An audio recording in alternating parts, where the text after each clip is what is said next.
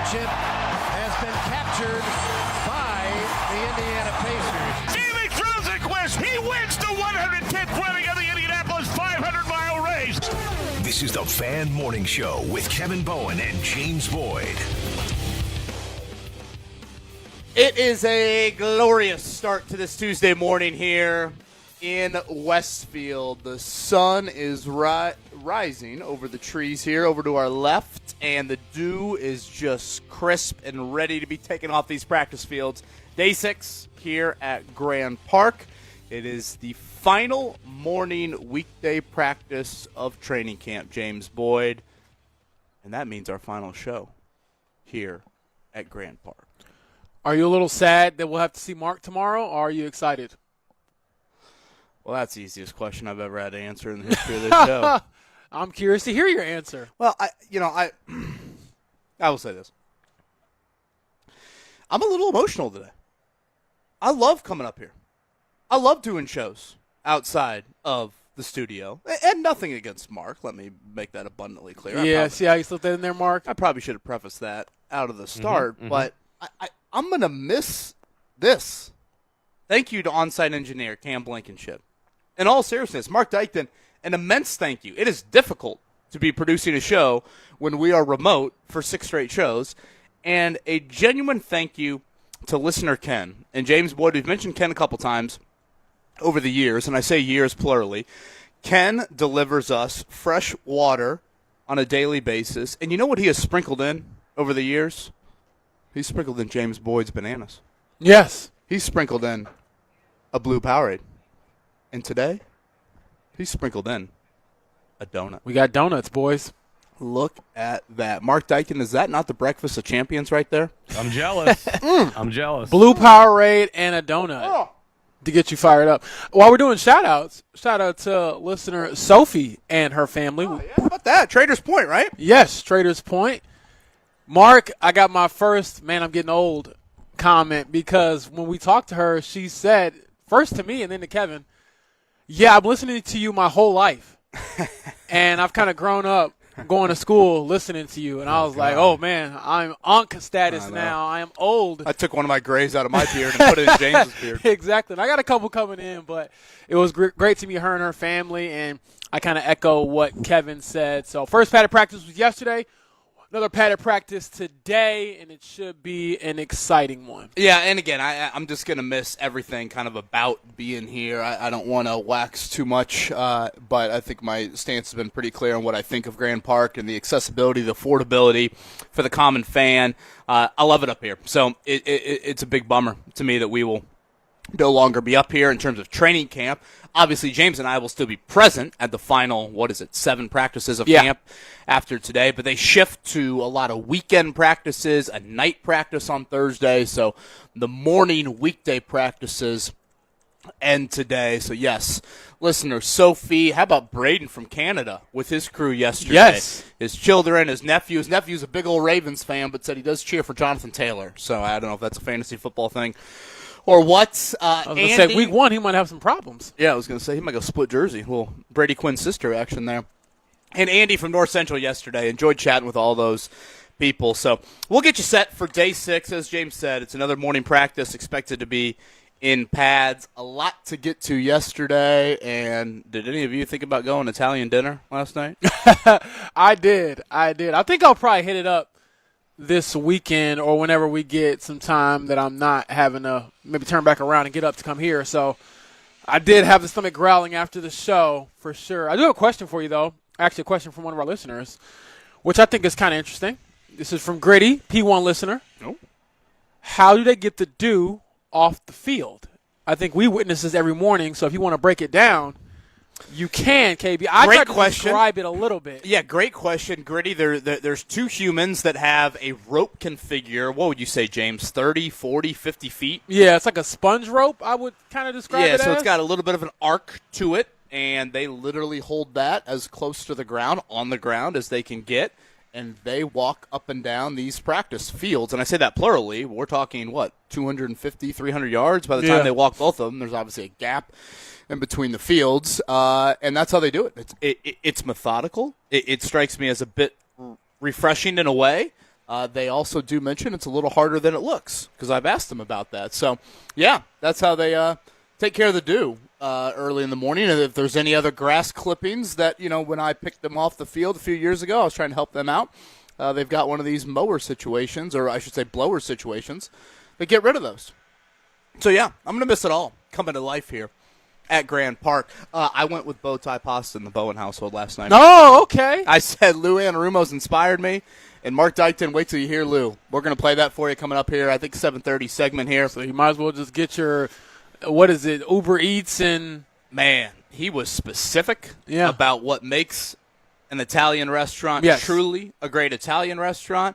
And if you want to know what he thought about the food during his 7 or 8 years in West Lafayette, just wait till you hear what Mom was doing for him. That's a real mom Don't think we're going up to West Lafayette for Italian food. Yeah, I don't think According he was to Lou. the biggest fan. But enjoyed the conversation with him. I did think there was a unique element to the Colts starting defense yesterday. We can share that as the show moves along. And a lot to recap. And I believe James Boyd, tomorrow on the show is QB1. Let's do it. Daniel Jones scheduled to join us coming up on the show tomorrow. Number 17, baby. So, once again, every starting rep for Daniel Jones yesterday in practice. Certainly much more of a run focus, I thought, James, with the full pads on yesterday. Really not a lot in the passing game, not a lot vertically in the passing game. And, boy, I part of this is probably how kickers are in the NFL, but every time I watch Blake Groupie kick right now, I think to myself, that man, he ain't missing, and that man is strutting. Yes, he is definitely in the He looks like Mark flow. Dykton walking into a Buc-ee's. He knows the place. He knows the lay of the land. He's been kicking great this summer, and if I had to pick a leader in the dughouse, at least from what we've seen, Kevin, it is definitely Blake Groupie. He kicked yesterday. Spencer Schrader had a rest day from what I understand, but we'll see how this thing shakes out as they continue to kick throughout camp. I know last year they had some kicking stuff going on in Baltimore during their joint practice, so we'll see what that looks like going ahead when we head to New England next week. Yeah, I thought Spencer mentioned after practice today that he will kick today, so I don't know if they're dividing that up kind of every other day. We have seen them when they first kicked on day 3 or whenever it was, but actually both of them kicked during that practice. But like you said, it was just Groupie yesterday, a perfect 6 for 6, and we'll see if Spencer Schrader gets out there to kick today. Again, quiet start to the week for the Indiana Fever. And what else we got news-wise? Oh, yeah, Notre Dame USC back on the docket. I was going to say, well, you got the news of Braden Smith announcing that he won't go back to college. Can you say that again? Braden Smith, breaking news from CBS. He will not be going back to Purdue, and the reason why it's not a joke is because the 2022 class was granted an injunction by the whatever powers that be that would allow them to get a fifth-year eligibility, but he told them, with his representatives, that he would not be going back to Purdue. Not that Purdue was trying to actively go get him. I think he just wanted to put it out there and get it done. Even though he hasn't signed the contract officially with the Pacers, that is a conversation. And how about this? I was looking at some stuff last night. So, Justine Passat, the rookie that was with the Fever, from got Vanderbilt. picked up, and joined the Aces, played in some games for the Aces. She is now part of a lawsuit trying to get her eligibility for a fifth year. Unbelievable. Even though she's played in a WNBA game. Multiple. I said it yesterday, and I will say it again. As soon as you put on a uniform, sign a contract, put on a uniform, G League, rookie mini camp, summer league, hell, and I guess in her case, the actual W. Yes. She had a huge game in the W a few weeks ago. You're done. You're done. I just the wild, wild west nature to what college athletics is such an understatement. It's even more than that. As far as the news yesterday, again, Notre Dame and USC back on the schedule. Pat Forty, Sports Illustrated, reporting that Indiana backing out of the Notre Dame series. No shock there with how Indiana's handled their non-conference scheduling. I would like to see a rule, and to be clear, James, this is a little bit low on the rung right now in terms of rules that need to be implemented in college sports. I think you just addressed a rule that is much more pertinent and much more important, but I would like to see a rule in college football. Because at the end of the day, we are trying to entertain. Right? We are trying to entertain. Yes. And college football has this beautiful thing. They get Labor Day weekend. Yes. The NFL has said, we'll start that second week. We'll start that Thursday, I guess, after Labor Day. Right. We will give you the 3-day holiday weekend. In college football, that is an unbelievable opportunity to maximize what you have on that Saturday, Sunday, and even Monday nights. And if you look at the Week 1 slate this year, it's terrible. Yeah. We need to mandate in college football, every Power 4 team, you have to play one non-conference game against another Power 4. I would love that. Wouldn't you love to see some SEC team come to Memorial Stadium to take on Kurt Cignetti and IU? Ohio State, Texas last year. Great game, right? Those annual type of games, the marquee matchups. You look at some of these September schedules, Westfield High School plays a tougher September schedule. Yeah, but I'm some not of these. defending it, but I just think a lot of people are like, well, we don't want to have that loss, quote unquote, if we lose on our resume and hang over us for the whole year. I get that, so that's why we do it universally. Everybody has to do it. Okay, I'm picking up and what if you're we're putting down. expanding the playoff, right? Right. Are we going to continue to grow this? Are we going from 12 to 16 to 24? Yeah, then you're going to get in anyway if you finish out strong. I mean, hell, 8-4 with a quality win might get you in. That's true. At some point. So I hated seeing that yesterday, and that was a big bummer to me because I was looking forward to what Notre Dame and Indiana I think could have been for a lot of fans, and obviously that atmosphere at the playoff game a few years ago was tremendous in South Bend. I get that Notre Dame fan base as a whole cares much more about USC than they do about Indiana, so they're just happy among that aspect to it. But to me, there's a level of entertainment. And I get that, from a college standpoint, Kurt Cignetti's only caring about wins. And, how do we find our way to try and get into the 12-team playoff? But I would love to see college football adopt, and the SEC has done this, that they mandate their conference to have one Power 4 game. You will see, like, Oklahoma's playing Michigan this year in Week 2. Texas, Ohio State, we do get that in Week 2. But if you look at the Week 1 slate around college football this year, that Labor Day weekend slate, it's a horrible weekend for football, and I absolutely hate that. And I hate that we're leaving Grand Park. I guess I'm happy to see Mark, but I just hate that we're leaving. Yeah, wish Mark could be out here with us, honestly. That's usually the question we get, Mark, is where's Mark? And I'm like, well, the way things kind of work, somebody's got to be back at home base. I got So news it's the for you combination guys. of blue. Turn around. I'm still here. I'm just kidding. I'm in the studio. I just wanted to see if you guys would actually. I was about turn to around. say. No, I was looking to see if like your wife or somebody was walking through. I'm not going to lie. That had me a little rattled. I thought like he was going to do some David Blaine type stuff there. Yeah, I was a little confused for a second. I'm like, I was looking to see Nora. Kevin, And that Addie. water is now. Well, who's the other one? Is it Emma? Yes. Yeah. I'm trying to get the crew, and I told you, Mark, if you do pop up at camp, don't just bring yourself, brother. You no longer matter. Once I meet people's children and I take on some of the uncle responsibilities, it ain't about you no more, brother. I'm sorry. I'll let them know. I'm like, I know you're back at school. I'm taking the kids out. Mr. James Boyd, their uncle, told me to take them out of school to go to Colts camp. Hey, look, I am the, what are they, Funkle? Is that what they say? I'm the fun uncle. School. Look, you ain't learned nothing the first few days anyway. Or you're asking the kids what you did this summer. I need you to run. You can add something to the list. I need you to run a 40 time under 4.8, and then they can come out of school early. Okay. You're not wrong. We'll see. I'll try to get it done. Lou Anarumo, that conversation will play for you upcoming here around 7:30. Looking forward to all of you hearing that. Enjoyed chatting with the Colts defensive coordinator. We covered a lot of things, a little bit of the Italian food. I've already got burps going here on this Tuesday morning. Should I just go straight to the hospital after a donut and blue Powerade? Well, yeah, I think my CPR training might have expired, so I need you to keep it together. Now, are you going to eat the rest of the donut, or are you only going with the top? You look like a Max Bowen donut. No, right I'm going to now. eat the rest of it, but I just don't want to eat it during the show. Kevin wants seconds. If you're My goodness, don't be eyeing my. Hey, you got your stuff. Look at my stuff down. Relax. He went with the old icing eater Man. No, it actually came like that. There was no icing on it. Oh, really? Yeah. Gosh, I'm seeing this, and I'm like, Yeah. Hey. Keep your stuff to yourself, man. Good Tuesday morning to you, Westfield, Indiana, the Drop Light Grand Park campus, our final show from this beautiful place. We'll be back on the other side. This is the Fan Morning Show, 93.5, 107.5, The Fan.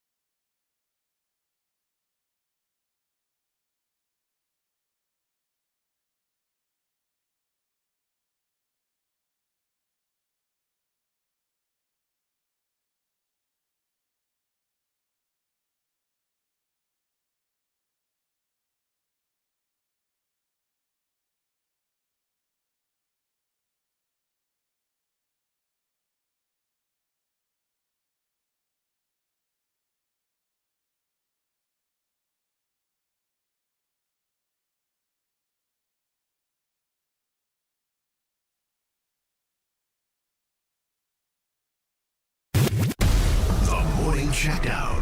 Brought to you by Bet365 on 93.5 and 107.5 The Fan. Day 6, Colts camp is here. Another morning practice scheduled to go a little longer today, right, James? 11:30? Yes, sir. So 10 a.m. to 11:30. They were in full pads yesterday. I think the expectation is a whole lot of those types of practices the rest of the way. Your biggest takeaway, James, from the Colts getting back to work yesterday? Well, I would say as far as plays go, Sauce Gardner continues to dominate in camp. And I know he's not going up against Alec Pierce and a very accomplished wide receiver room, but man, when the ball's in the air and he's around it, it usually does not end well for the offense.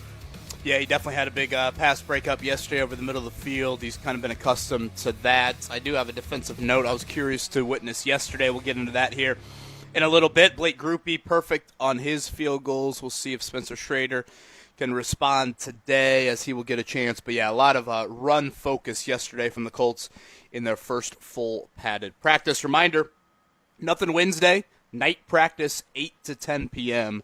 Thursday here from Grand Park. Major League Baseball yesterday. Mark, congrats on the win. Were you pleased with the trade deadline? I was. The Cubs got some pretty good names in there with some arms, so they addressed their biggest weakness, which was pitching, both starting and relieving. So they got a couple of dudes today, and then they took it to the Dodgers, which was the cherry on top, and now they face Tarek Skubal today in his Dodgers debut at Wrigley. Gosh, I hope they rock them. You hope the Cubs? You're putting the Cubs hat on today? Yeah, Look I at know. that. I've got that. Why not? What is it? Why not? Try not to suck. suck. What was Try the not Joe to Madden suck. phrase? Try not to suck. Yeah, I should wear that T-shirt. Honestly. Last time you did. It worked you last brought time. You brought good fortune to the Cubs for a while. I did. And your Reds are dead. They're not doing Cardinals. anything. No, they're trading people away, which is probably what they should be doing. Cardinals over the Yankees, 13-7. Alec Burleson, not one, not two, three homers. Luis Garcia Jr. making his debut there.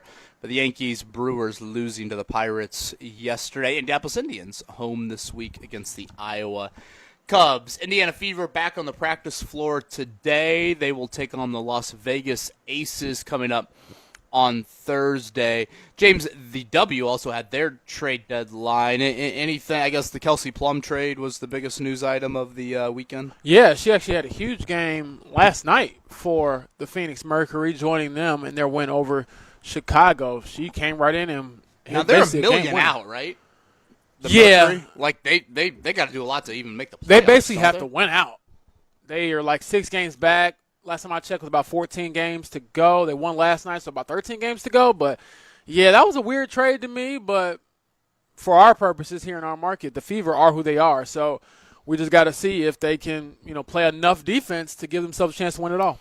Again, the news yesterday, locally and certainly nationally from a college football sense, Notre Dame and USC picking up that rivalry in 2030.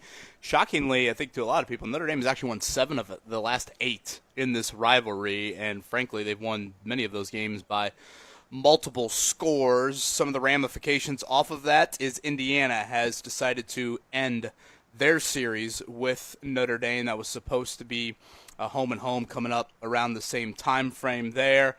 Who do you side with here, James Boyd?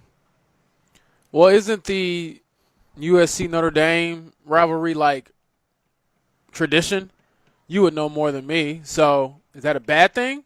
But also, if you're backing out of what you already agreed to, I guess that's a bad thing too. I'm going to side with USC Notre Dame just because that is, from what people tell me, college tradition. You want to embrace the smoke, not run from the smoke? Yeah. Is what you're getting at here? Got to embrace that.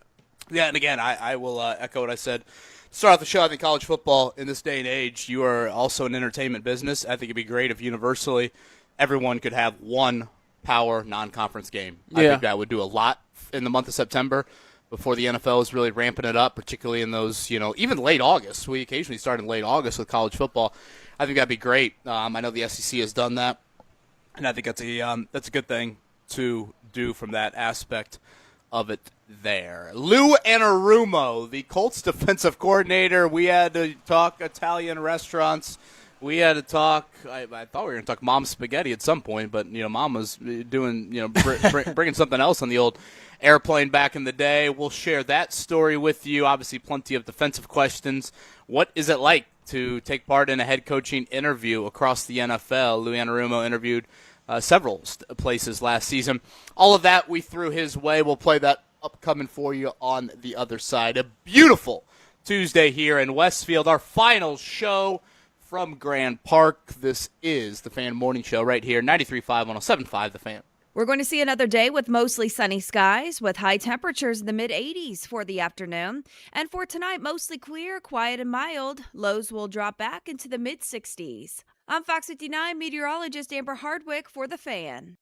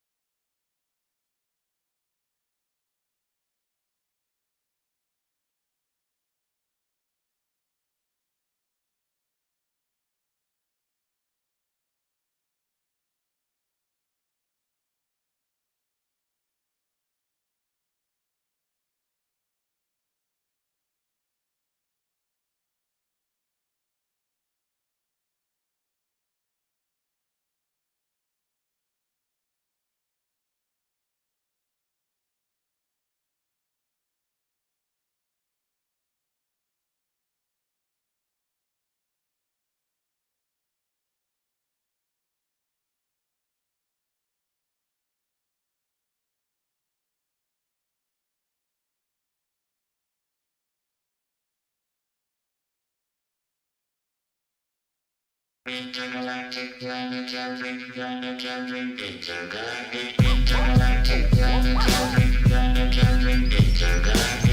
is the Fan Morning Show with Kevin Bowen and James Boyd.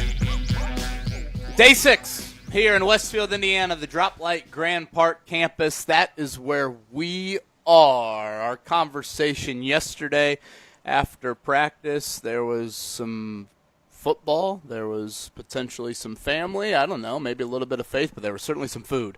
We discussed all of it with the Colts defensive coordinator. Here is our conversation right now with second-year defensive coordinator Lou Anarumo. Fan morning show. Ads. Day one in full Second-year defensive coordinator is with us. How true is that about you? When you do put these on versus what you guys did the first quarter? The last time I checked is when we go inside. We had a live period. We always say personnel department and coaches and football starts. What's today's look like? Combine was doing a lot of shared communication with your unit. What is it about him? Certain nature to him that's him and him. Well, I just think he's, as you just said, all those things. He's a veteran guy who has a good command of the defense. And he can maybe take some guys. Let them play a little bit for him. Whatever we put on his body. So we had a chance to talk to Justin Wally and catch up with him last week. He said you're always hard on him. So what's the relationship been like since he's been here? Well, it's not just him. That is true. So, we pride ourselves on just being open and honest with guys, and that's our job as coaches, is to make sure that if there's something that needs to be corrected immediately. As I always say in my favorite movie, it's never personal, it's just business. We just make sure that they get corrected the right way, and that the errors don't happen again. But Justin has done back to your question, Justin has done a great job of kind of picking up where he left off from that back in Baltimore, really, when he got injured. And he's doing a hell of a job, both, any job we give him right now, inside, outside, he's done well. So when you look at your cornerback trio, at least the ones on paper, Sauce, Javarius Ward, Wally, what potential do you think is there with those guys? Well, I mean, you got two guys that have been to played at the highest level on the outside, and I have high hopes for Justin that he'll be there one day in terms of all pros and all that stuff. I really like his game. I really like the way he's coming on. I don't want to put that on as really just a rookie, But, yeah, all three of them together, playing together, we should we've got a chance, and it's all on paper right now, but we got a chance to be those three to be, really good players. It's never personal. It's just business, right? Is that Yes. what Lou Anarumo just told us? Now, does that equate to your evaluation of Italian restaurants? Here we go. Okay, so Sure, Well, yes. we have been going over this. just to fill you in on the background, Lou, Okay, here we go. This morning, we asked the audience, we need the best of the best Italian restaurants in Central Indiana, and we need to provide you with that list. I can't wait to hear. Now, See, I'm already nervous. you are a critical evaluator. I mean, hell, you're at the top of the rung here of the NFL. Your description of a quality Italian restaurant is what? Well, it's first and foremost is if the sauce isn't good, then the Italian food can't be good. So it always starts with the simplest thing, the sauce. As my grandmother would call it, gravy. Okay. So it was Sunday gravy. It really wasn't sauce, but it is sauce. Okay. So the red sauce, if that's not good, you don't have a chance to anything else being good, in my humble opinion. Sure. Are you taking notes, James Boyd, on this? I'm trying to, Okay. because I'm telling you, I was very nervous about this because you have talked about this in the past. So, along those lines, have you found an Italian restaurant that you can vouch for here in India? I thought my first time was down at the Combine this year. Okay. And I believe is it Aria? Iria. Yep. I did recommend that. And I'm glad you took me up on yeah, that. that's right, you did. And went with a couple other coaches, and it was good. Now that's downtown. I stay downtown, so I haven't expanded my. But I'm anxious to hear the list. Okay. So, the downtown list: Iarias, Iozas. Okay, I haven't. If you go a little further We'll north, get this to you. Don't worry. Okay, yeah, please, we will. somebody. We have Mama Corolla's. We have Capri, a little bit north of there. Okay. Now, if you're up here in Hamilton County, the Italian House, I guess just down the road in I've Westfield. heard, somebody mentioned that as well. Okay. and we're going to get you this list. I might have it laminated for you. Catello's in Pendleton is owned by someone from Italy. That's a good place to start, right? Where is that? Catello's in Pendleton. Now, Pendleton is like probably 15 minutes due east. That's all right. We can drive to good food. He's not afraid to drive. No. To some good food. No. On the south side, Vita Provolone. We've had a individual that prides himself on eating. Said the best fettuccine Alfredo he's ever had. All right. Well, then we'll have. I mean, if it's the best he's ever had, we got to at least give it a shot. There right? you go. And the last one on the list. This is from listener Greg with 2 G's. He goes, tell Lou I'm 6'3" and 375 pounds, so I know what I'm talking about. Rosemary and Olive off of Mass Ave downtown. Okay, I live right around the corner, so that's an easy one to There get you to. go. Look at this. So We've that's done pretty it. much. All right, I love it. You guys have hooked me up. That was our job. We didn't want to talk football today. We No. just want to talk Well, Italian food. we got the DBs. You guys hit my soft spot with the DBs, so we're in good shape. So, getting back to the football, Lou, when you look at Laiatu Latu, what needs to happen for him to make that quote-unquote jump? Or honestly, what does that jump look like for you? Because our perspective, it's always sack. But what Sure. else are you looking at? Well, I mean, just look at his game last year. I thought he improved. And generally it takes rushers 3 years to kind of hit the ground running. If you look over the course, now there's been some guys that have been great from the jump, obviously, but generally speaking, rushers really kind of, all right, I got it now. In year 3, he led the NFL for big guys in picks and pass breakups, which is a nice little thing when we do drop him some. But I just think his feel for who he's rushing against, how he needs to rush him, little things like that will only get him, be able to get him past that hump of now I've got 10, 11, 12, 13, 14 sacks. So that's what I'm looking forward to for him, and he had a great offseason. Really training-wise, a really great offseason. Lou Anarumo here with us again, year 2 for him. I wanted to get to, just what the offseason was like for you because, it started with a couple of head coaching interviews. And I guess I'd start here. What is a head coaching interview like in the NFL? As I look at it, you're really interviewing to be the CEO of a, billion-dollar corporation, really, at the end of the day. Now, you don't have all of those responsibilities, but I always look at it that way, and certainly the football part is the biggest part, but you're the face of the franchise, and so it's each one is a little bit different. There's panel of people that you're talking to, and sometimes players are in there, other times it's just ownership and personnel people and others, but it's pretty intense. You're there for most of the day and night, and but it's a great learning experience, and I think that I got great feedback on those things, so we'll see. Hopefully I have some more in the future. Do you tweak? Obviously, once you get in season, I assume it's all full throttle here. I'm the Colts defensive coordinator, but in the offseason, when you spend time on that, are you tweaking kind of what your head coaching blueprint, if you will, looks like, what your portfolio looks like? like? For sure, because as you said, once the season starts, that stuff's irrelevant, and I handle all that in the summer.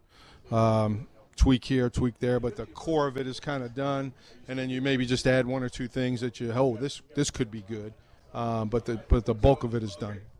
Lou, going into year 2 for you, to ask players this all the time, but does it feel any different? Do you feel a little more comfortable just knowing, okay, this is our scheme, these are our players, coaching staff, things like that? I think it's always that way. Hey, where are the practice fields? Like, last year, where are we going? I remember walking out last year through the trees, and I'm like, where are we going? And then, you hear. So, yes, just the familiarity with just the building, the people, and then certainly, and most importantly, the players and what they can and can't do.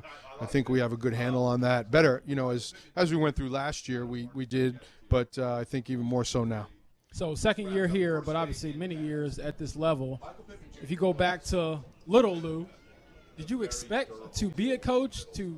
Was this the dream, or how did you kind of find your way here from Staten Island? I mean, my dad was a elementary school principal, teacher, and then a principal. He was also a basketball coach. He played basketball in college. So I was always around the sports part of it. Always knew at some point that I would want to be a coach. and always had high aspirations. You know, as you grow in the business, you know, when I first got the itch, I said, you know what, this NFL thing. Once I got to the Division I level, or I was at Marshall way back when Byron Leftwich was our quarterback, and you know, Byron was getting all that attention as a number 1 pick, top 5 pick potentially, and all the scouts were rolling in, and I'm like, you know what? That's when I first met Todd Bowles. Todd was a DB coach for the Browns at the time, and I had Chris Crocker, who was a DB, ended up getting picked in the 3rd, 4th round, whatever. But so there's a lot of people coming in. I got the itch then, and it kind of just kept growing from there to get into the NFL and get to the highest level of it. So when you left Marshall, is that when you went to Purdue? It is, yeah. Did you know Joe Tiller at all, or I did not. What was that connection? No, I didn't. I didn't know Joe at all. I knew Brock Spack, the defensive coordinator, and he and I had a mutual friend, Phil Almation, who I worked for, and Phil was a kind of a legendary college coach, bunch of defensive coordinator spots. Phil recommended me, went up there, and was able to get the job. We need our history of our Italian restaurants in West Lafayette to really slim and none. My mom used to bring. No, true story. My mom used to bring loaves of Italian bread, cold cuts from Newark on the plane to West Lafayette because we couldn't get any. And my kids at the time were young and they loved it, and you know, Grandma's coming with the goods, so it was hilarious. You can't be checking that bag. That's got to be a carry-on. That's some precious cargo. Absolutely, right there. absolutely. James, Maliana's, remember, in Fountain Square? Yes, I will vouch for that. Maliana's in Fountain Square. Oh, pretty okay. good. Yeah. And then again, this one, if you got a night here in Westfield, the Italian house down the road. I'm gonna have to try that one. The listener said you could drink a gallon of their vodka sauce. Wow. That's a high price, that is right? very much so. I don't know if you should do that. The sauce is where it starts. Yeah. Can you talked about this story in the past. Can you explain your family history when it comes to sort of food and things like that from the New York area? I mean, I just think when area? you grow up in an Italian family, especially in Staten Island, in the New York area, that's all it is. It's about family and food, and maybe the food comes first. Again, I remember as a young kid going to my grandparents and on Sundays, go to church, and then we're going to grandma's, and I mean, it was 4-5 hours of eating.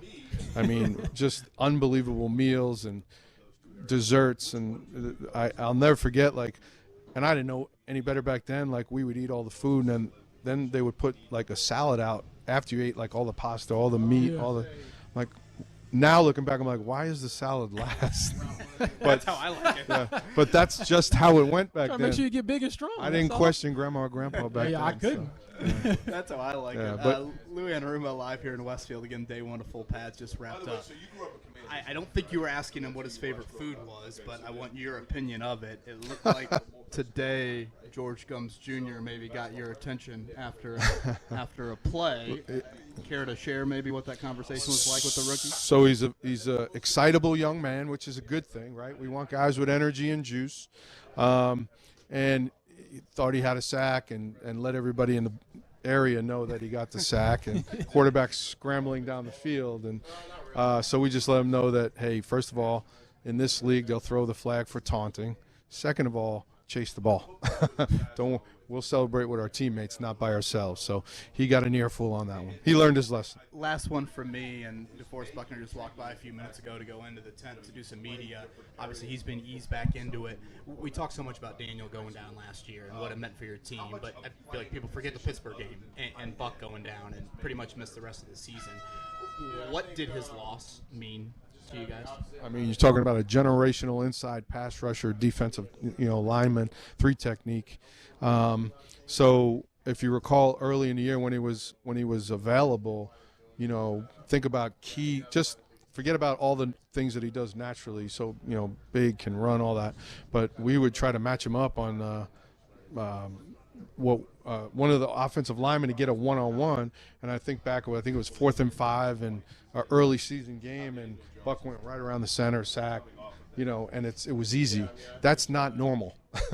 And so, in the biggest moments, in the biggest games, to know, I'll never forget I'm at the Bengals. We're playing the Chiefs in the second championship game, and Chris Jones just moving around. But on the biggest plays, he showed up. And, I know Buck, in the biggest moments when we're playing in playoff games and challenging for the AFC South, he's going to have to make those plays. And so when you don't have him, it really just takes it away from you. So.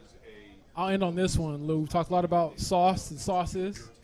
Sauce Gardner, the name kind of, I guess, fits him. Absolutely. When he was traded here last year, your reaction was, one, what? And then two, he said he feels like he has to prove himself to a degree in a Colts uniform. Where have you seen him just kind of take on more ownership of being the leader of that cornerback room? Well, I mean, I think, first of all, the reaction was great. We'll take a premier corner in the league all day, every day. Liked him coming out of Cincinnati. So, matter of fact, I had dinner with him when you know how we do the 30 visits and all that. So I got to know him a little bit there. But really, really excited for his second year now, where he can kind of sink his teeth into everything we're doing, and he's really trying to be a leader. And I got on his butt one play today, and he takes that good. I said, hey, whether you're Sauce Gardner, DeForest Buckner, or an undrafted rookie, you're all going to get coached the same by the coaches. And I think, to me, that's important that we show, because we're always asking consistency from the players. We have to give them consistency from the coaches as well, that, hey, it's okay for Grove to do something wrong and I don't get on them. That's not how it is here. They're all going to get it when they need to kind of get it. Last one, C.J. Allen. We've seen him now back a couple of days. Seems like you guys are rotating a ton at linebacker right now. What have you seen from him and just that position in general? He's super intentional, smart guy, tireless worker. CJ's going to be just fine. He just get his legs under him, back in football, and but it means the world to him, like it does to all of us. But you can tell it really means something to this kid. So happy he's here, and looking forward to him just kind of, like I said, getting his legs under him and getting going. The saying, I believe, is faith, family, football. I guess there's another F, right? Food. Throw it in there. Household. And maybe the order might be a little different for the Anarumos than some others. No doubt. Lou, we can't thank you enough. We appreciate you having some fun with us. Good luck this season, and appreciate the time. Anytime, and I appreciate you guys having me. Lou Anarumo right there, Fan Morning Show. Appreciate it, brother. Appreciate you guys, yeah. Well, thank you to Lou Anarumo for that. We recorded that after day one in full pads. Daniel Jones, James Boyd, scheduled to join us tomorrow. So we'll record with Daniel here after practice. At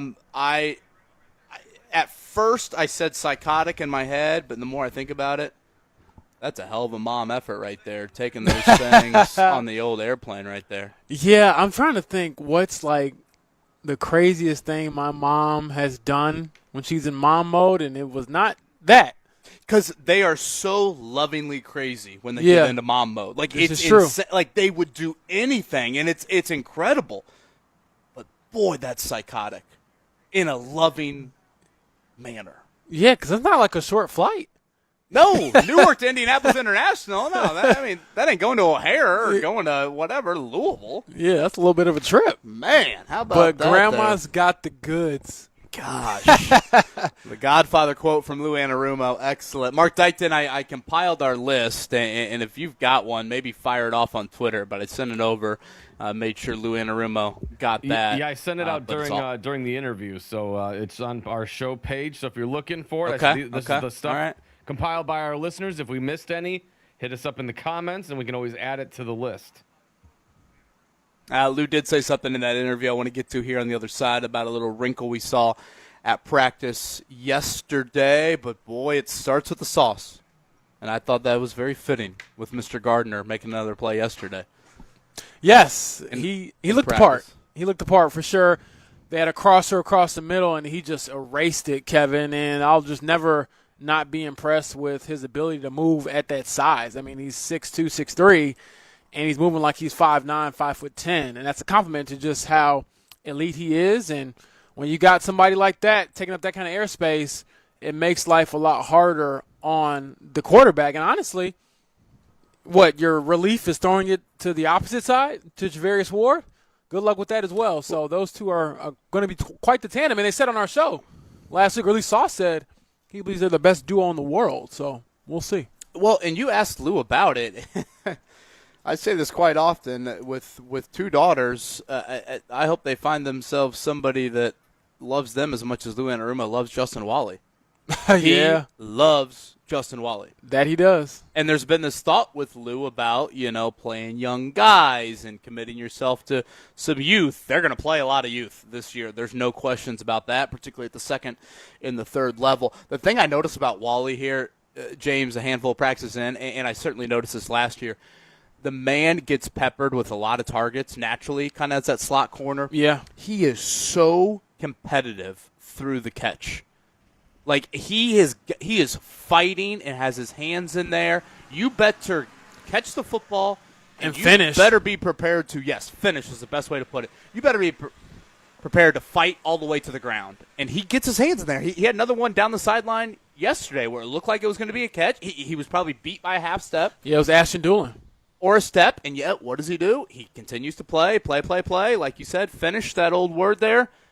And he knocks the ball away at the last second. He does that seemingly every day. One or two of those every day, it seems like. Just a talented young man and someone who has drawn a lot of praise from his coaches so far. And now it's just a matter of staying healthy, getting to the regular season, Kevin, because we were saying the same things about him more or less last year at this time. Boy, I wish people could see how Blake Groupie responds to making field goals. It is they should do like a mic'd up kickers so people could experience the confidence that he has because, he's 5'7"? He's 7'5" after he makes his kicks. I mean, so as soon as he kicks these balls. I think it's hilarious. He knows they're good right away. He's like Tiger Woods in his prime reacting to a great iron shot. Like, he knows it's good. Club twirl, start walking after it. But Blake does he turns his back. He gets ready for the next kick. He starts walking back. We're all like watching it, see if it's going through the uprights, and he's already starting to mark off his next kick. Is kicking the weirdest position or job in professional sports? Because I swear to you, this man was not good with the Saints. He missed 8 kicks in 11 games. 8! And then he comes here and he hasn't missed anything. So he didn't miss in the 5 games last year, right? He didn't miss in the 5 games. And we have not seen him miss in any of the 3 practices? Hasn't missed in the practices, didn't miss in the spring during OTAs. Oh, and he's got just swag. Again, he looks like Mark Dykton walking into a Buc-ee's. And he kind of pops the shoulders out, Yeah. He kind of walks and he peacock struts it a little bit here, and I just love that him and Grover Stewart play the same sport. Gosh, it's so true. Him and DeForest Buckner play the same sport. I always think kickers are the kind of like closers in baseball. If you have a great one, they got that swagger, they got the walkout song, everything like that. But if it goes, you're like, oh boy, we need to find someone else out there and everything. So I just feel like it's such a fluky position because one year you can be perfect, and then the next year you could lose it all. So it's always just a very fluctuating position. Well, and the other thing too, Mark, is like when they start making them, like I right now think there's no way Blake Groupie is missing another field goal in his NFL career. Right. Like he has that type of aura to him when he's kicking out here. Like all of them yesterday, I'm watching all these. They are right down the middle. Boom. Started at what? I think it was 26 yards maybe was the shortest one, all the way out to 57. The 57 one looked like it could have been good from 65. So, again, Groupie kicked yesterday. I guess the thought is Spencer Schrader will be kicking today. A couple of other interesting notes from the first day in full pads. We'll share those upcoming for you on the other side. Jake Arthur going to join us here coming up at 9 o'clock on site. You hear him on Locked On Colts. And he is always a very diligent observer of practice, so we'll get his thoughts as things are starting to happen here at the Droplight Grand Park campus in Westfield. It is our final show of training camp here at Grand Park. Why? Well, it's the final morning weekday practice. Night practice Thursday, a lot of weekend sessions after this. The joint practices with the Falcons are both in the afternoon. JMV will be out here for those. So a little bittersweet for us on this Tuesday morning. I'm Kevin Bowen, James Boyd alongside. Thank you to on-site engineer Cam, Mark Dykton back in studio. Fan Morning Show here, 93.5, 107.5 The Fan.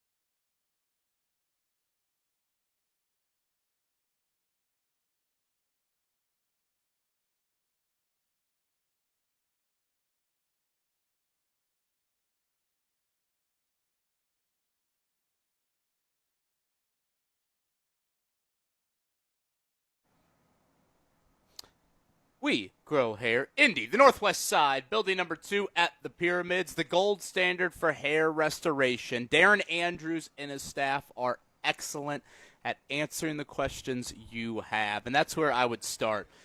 Certainly, I've heard from many people over the years about questions they have when it comes to hair transplants or regenerative treatments, and they offer a free evaluation, a private evaluation, a virtual evaluation. All of that is available to you courtesy of We Grow Hair Indy. Again, they are the gold standard when it comes to hair restoration, and they're ready to answer the questions you have. So contact them today. Again, a variety of types of evaluations that they can offer you in person, Northwest Side, the Pyramids, building number 2. But if you want to go the virtual route, if you want to go the private route, all of that is available. And the best part, it is a free evaluation, so you can make an educated decision off of that. We Grow Hair Indy, the gold standard for hair restoration, located right here in Indy.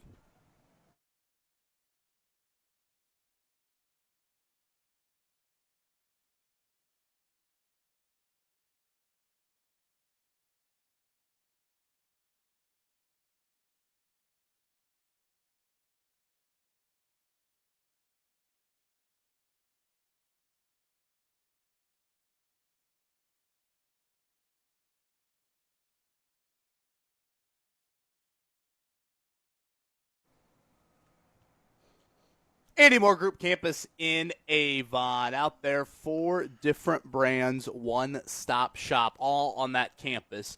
You've got the Kia, you've got Volkswagen, you've got Toyota, and how about the Nissan brand out there? They're ready to help you out today, and one of the best things I love about this is you can compare, contrast, variety of styles that they offered, new, used, great inventory on site. If the hybrid model is something that intrigues you, they've got that. But specifically with the Nissan dealer, Alvin's their GM out there, one of the best stores in all of the Midwest, the top Indiana Nissan store. As someone that drives a Rogue, I certainly enjoy my Nissan. Rogue, Sentras, great inventory on site.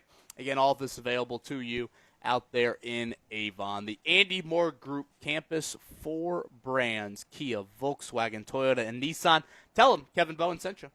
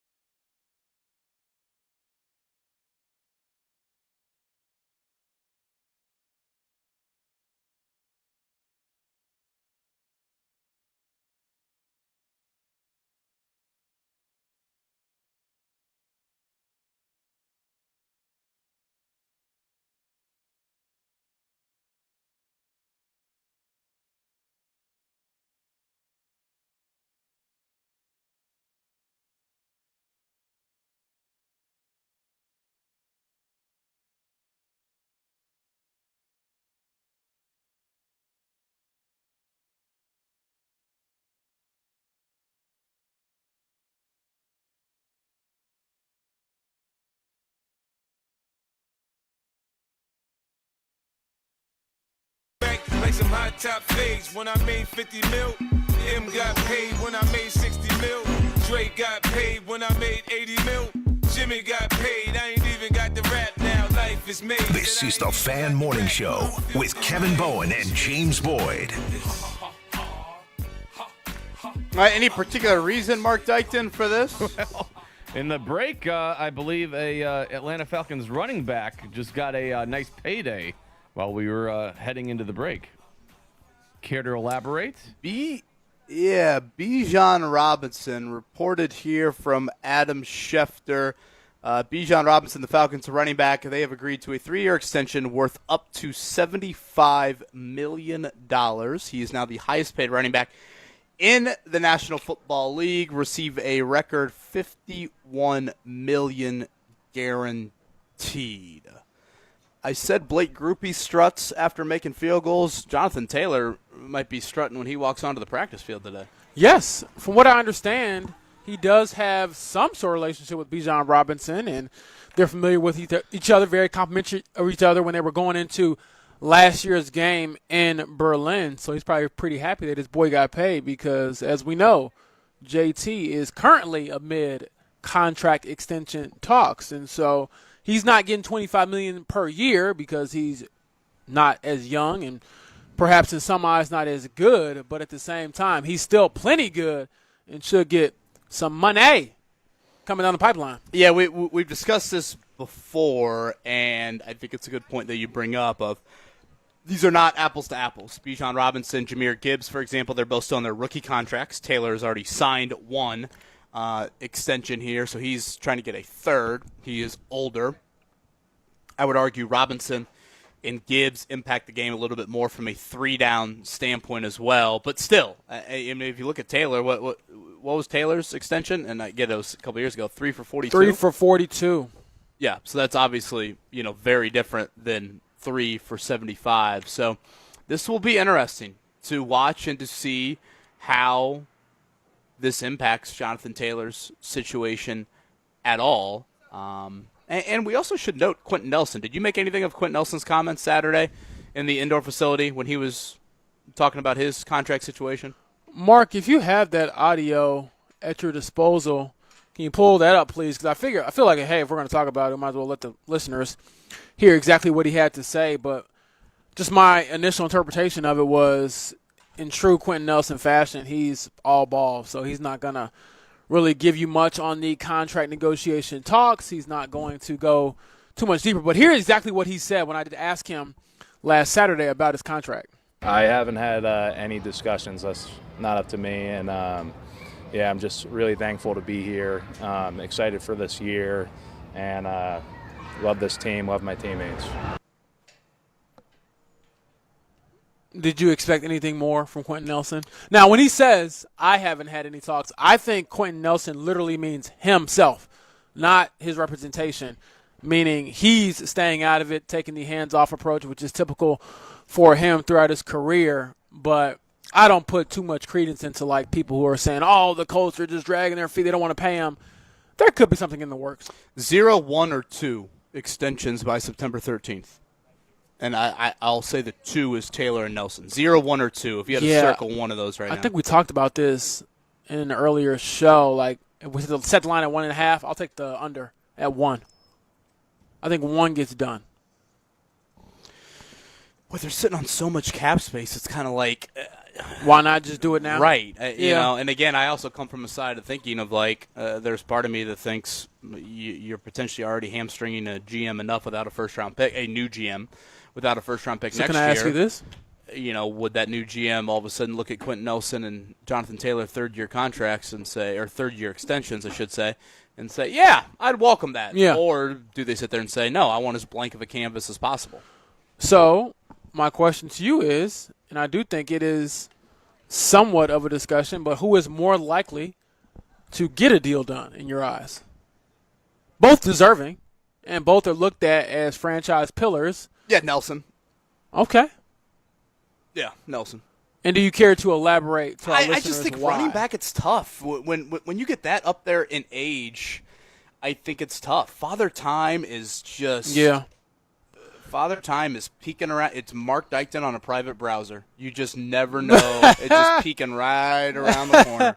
You know, that's why I think right structure matters, though, with the contract. Okay. Now, when we say extension. Right. Now we're starting to get into a little bit of semantic. I guess I'm just going off. No. Generic. I'm not saying you're wrong. I'm saying if, to be clear, I would agree with you, but I'm saying if there were to be 2 deals done, I think Taylor's structure would look a lot different than Nelson. Sure. Like Nelson, I'm not worried about the amount of years on his next deal. Right. I feel like he would age fine. He hasn't had much of an injury history, especially as of late. He's been very durable over the last handful of years.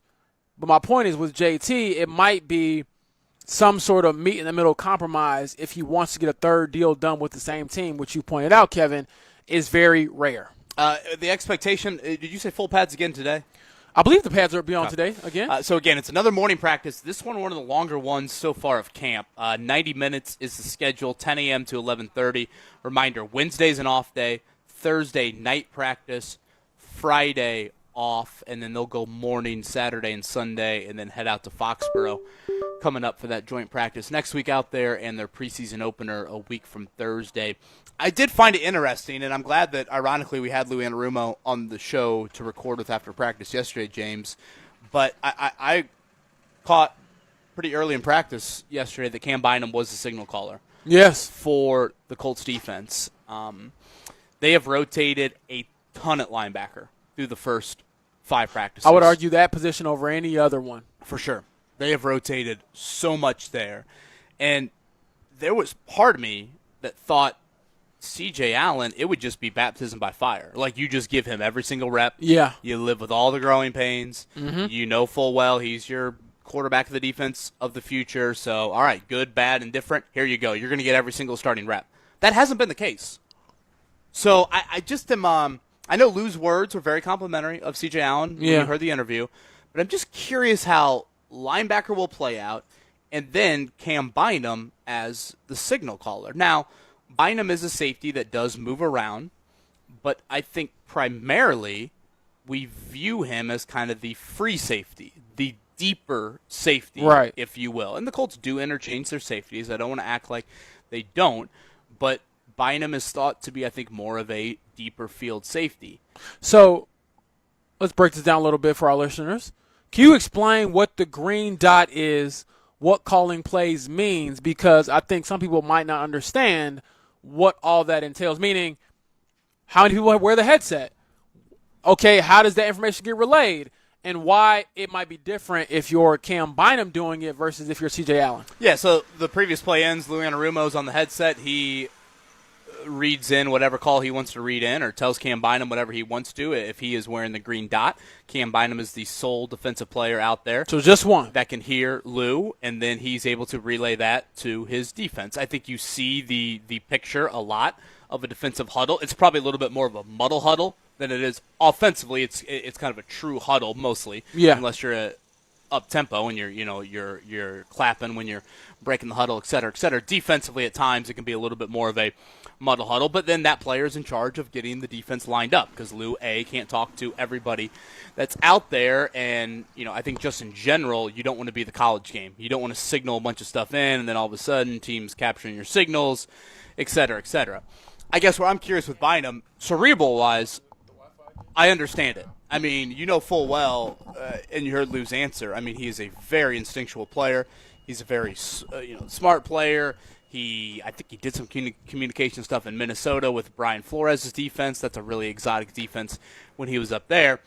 But James, and I know this probably sounds stupid to some, but just from a geometry standpoint, how would that go? Yeah. Because if you're asking Bynum to also be 15, 20 yards back on a play, do you want him literally at the snap as far up as the defensive lineman or linebackers trying to communicate exactly what needs to be done, and then, you have deep field responsibilities as soon as that ball is snapped? That could be a lot. I tend to guess there are probably not too many free safeties in the NFL right, that are tasked with doing that. That's why I think in an ideal world, you would have your Gary Brackett back in the day, your Zaire Franklin in recent years. You'd have the middle level of that defense do that. So I know Lou kind of downplayed the green dot thing, but boy, I see Lamar Jackson and Patrick Mahomes week 1 and week 2, and just ask Shane Steichen and Daniel Jones, James. They know full well that they do a lot at the line of scrimmage. Yeah. Daniel Jones' ability to check and change things is a ton. Well, the defense obviously can counter that. So, how much does that matter there? And again, for those that missed the Lou answer, he basically said he's trying to take a little bit of stuff off the rookies' plates right now and try to get them to play a little bit faster. And I think he said rookies plurally, and I have to go back and check. But I'd assume Bryce Betcher falls into that boat. Yeah, and Bryce Betcher is probably somebody else who has had those responsibilities throughout his college days at Oregon. So a lot to consider, but also if there is somebody who can take on those responsibilities on the back end, like you said, Kevin, Cam Bynum is viewed as one of the more cerebral, smarter players in the NFL. And I just think because he can remember so many celebration dances, of course he can call the plays. That's easy. The dance routines might be a little bit more difficult. Oh, yeah, he is a big dancer. Yeah. Yeah. I must say, Cam Bynum brings a lot of joy to football. He does. Yeah. He's a happy player. Yeah, I would agree. If I play a little Matty Bowen's a fan of his dancing. If I play a little young jock later, will Kevin be able to replicate the dance he did last year? We're talking about how complicated some of these dance moves are. Can Kevin hit that again, or was that a one-time only? Boy, it's hard to replicate success to that level there. I know, and that was organic. Yeah, that is Our really, really show difficult here, there. We got to go out with a bang here. I know. It'd be a little bit like asking Bam Adebayo to score 80 again in an NBA game there. So I'll give my best effort, Mark. Kevin comparing himself to Bam Adebayo. Can you believe Bam scored 80 in a game? I still kind of forget that he's on the list now. I think he said it was Wilt, me, and Kobe. Crazy. That'll be one of those questions that Matt Taylor's throwing your way at like bar trivia night someday. That who threw down Matt Taylor? Oh yeah, Bam Adebayo did do that. That's true.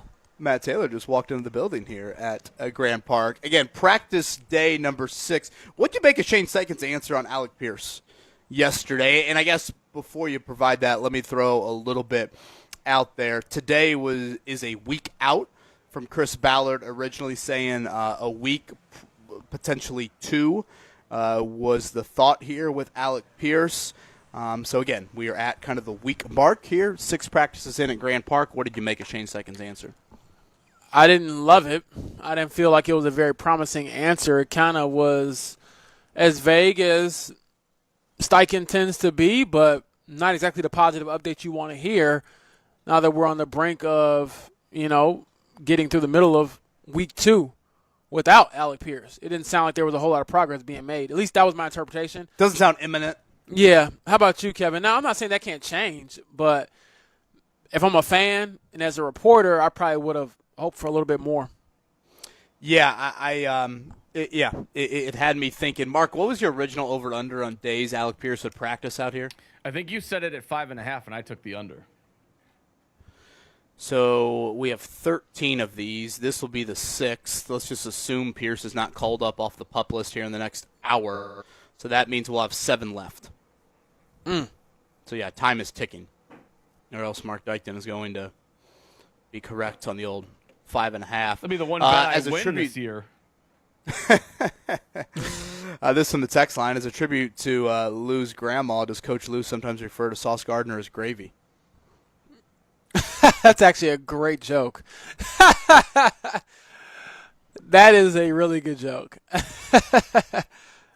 I'm a big fan of eating the old salad after the meal. Yeah, I mean, first of all, it ain't going to get too much done because you already stuffed your jaws with pasta and all that, but I can get behind that. Now, I'm a biased individual, so we need you to settle this. Who's right here, Notre Dame or IU when it comes to the old scheduling? IU bailing on the Notre Dame series. Who's right, meaning like is it better to have it with USC or better to have it with IU? Should IU have bailed on the Notre Dame series? No, I don't think so. Especially with both programs looking like they've been looking the last couple years. But I don't mind it. That's the unbiased, It's hard for me to answer.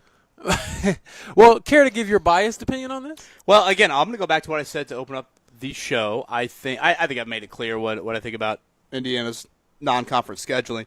I'd like to see a college football rule adopted to where all these Power 4 schools play another Power 4 school in the non-conference. Yeah. I think that would be super healthy for college football. I think it'd be great from an entertainment standpoint. College football gets this time where if you start the season in late August, you can get those back-to-back weeks, James, where the NFL is kind of quiet. Mm-hmm. Outside of roster cuts, the NFL has that quiet period, the final week of August, even Labor Day weekend. Yeah. And if college football can take advantage of that, like look at the – Mark, do me a favor, Mark. Look at the week 1 schedule for college football this year. It's it's doom and gloom, to be honest with you. Like, I'm struggling. LSU Clemson? Is Clemson still a thing? Notre Dame, Wisconsin at Lambeau? Like, we're just struggling early in the season. And if you made everybody play a power – I actually think the SEC has it right. Disgusting. This is gross, what I'm looking at here. Yeah, like, it's not good. And again, that's a time when the NFL is asleep. And I think it'd be huge. And if we're going to expand this playoff, I assume that will be beneficial to non-conference schedules. Because if we're going to expand it, then that means less people will be afraid of a loss. And I think that's what Indiana's thought process is. That's where I'm at, too. And didn't Freeman dunk on Cignetti in that playoff game? I kind of forget how that game went, but I thought Notre Dame just rolled them. I'll let the listeners fill you in on what happened if you can't remember exactly, KB. Who's held up a national championship trophy? Oh, gosh, I knew you were going to go there. I know. I got my Grace Burger shirt on today. I got to represent. That was a joke. They didn't allow Notre Dame in last year. Notre Dame gets in. I think they won it all. Okay, well, we can hit a break or hit a morning check down because this conversation is not exactly where I want to go. Morning to Chris. He's at Crestview Golf Course again, James. He tends to send us these pictures almost every week. Great interview with Lou. Coming to camp on Sunday. He'd love to connect. Definitely, Chris. We will still be out here, to be abundantly clear. Yes. This is just our final show because it's the last morning weekday practice here at the Droplight Grand Park campus. And that makes me a bit sad. I'm going to be honest. Yeah, this place is beautiful, man. And honestly, I think even hearing from people who have come for the first time, they just tell us how cool it is, whether it's from a professional perspective, visiting teams, or just fans in general who hadn't made the trip. So if you can put in your schedule, you've never been, I would encourage you to come check it out. Get here, check out Colts City, a lot of stuff for kids if you got young kids. I could beat them in the 40 if you want me to and things like that. Are we going fireworks Thursday night? Before we get to check down, I was going to ask you guys, so this is the last show at Grand Park for training camp. Is this the last show ever at Grand Park for Colts training camp? Boy, I'm going to say yes. Well, that sadly. sucks. I can feel the tears welling in my eyes, but I'm just trying to picture why they would come back, Mark. And I think when you break from something like this that has kind of become an annual tradition, you've thought about why you're leaving, and the thought of coming back probably isn't really high on that list. It'd be different if we were leaving because they were renovating or there was some sort of new campus being built. But no, I mean, this place is up and running, and this is the Colts saying, regardless of how great this experience has been, we're going to take our ball and go back to our own facility. Yeah, it's a I wish I was wrong, but I think I'm right. Yes, I hate to, I guess, agree with everything James just said because I don't think it makes for great radio, but yeah, he's right. Yeah, this is it, right? Yes. This is over, and it sucks, and it stinks, and I've ranted and raved probably enough about it. I hate it for the common fan. I hate it for, Braden from Canada we met yesterday. Can I ask this question real quick? Going to Traders Point. I hate it for those fans. The season ticket members, the big sponsors, they'll show up in a nice tent over there at West 56th Street. Yeah. And I don't want to hear about these open practices at Lucas Oil. That's not an intimate setting. There's no Colts City. No. Like, that's different. This is a training camp. And, again, the NFL does this. I don't want to act like the Colts are some outlier in it. But I just think this is such a great thing you have here. Well, to put a more positive spin on it, can you explain perhaps the excitement of the first Grand Park training camp, if you can remember back to when they made the transition here, what were your thoughts initially? Did you think it would be this? Well, I think we're a little bit new to Grand Park, honestly. I mean, if you want to go back, for the community of Anderson or the community of, Rose, Holman, Terre Haute, it was great for those communities. Frankly, I don't think Westfield, Indiana necessarily needs this. No, I preach. Totally honest with you. I see what you're saying. But I get it. It's state of the art. James, I'll say what I said yesterday on the show. You watch NFL teams come here and how in awe they are of this complex.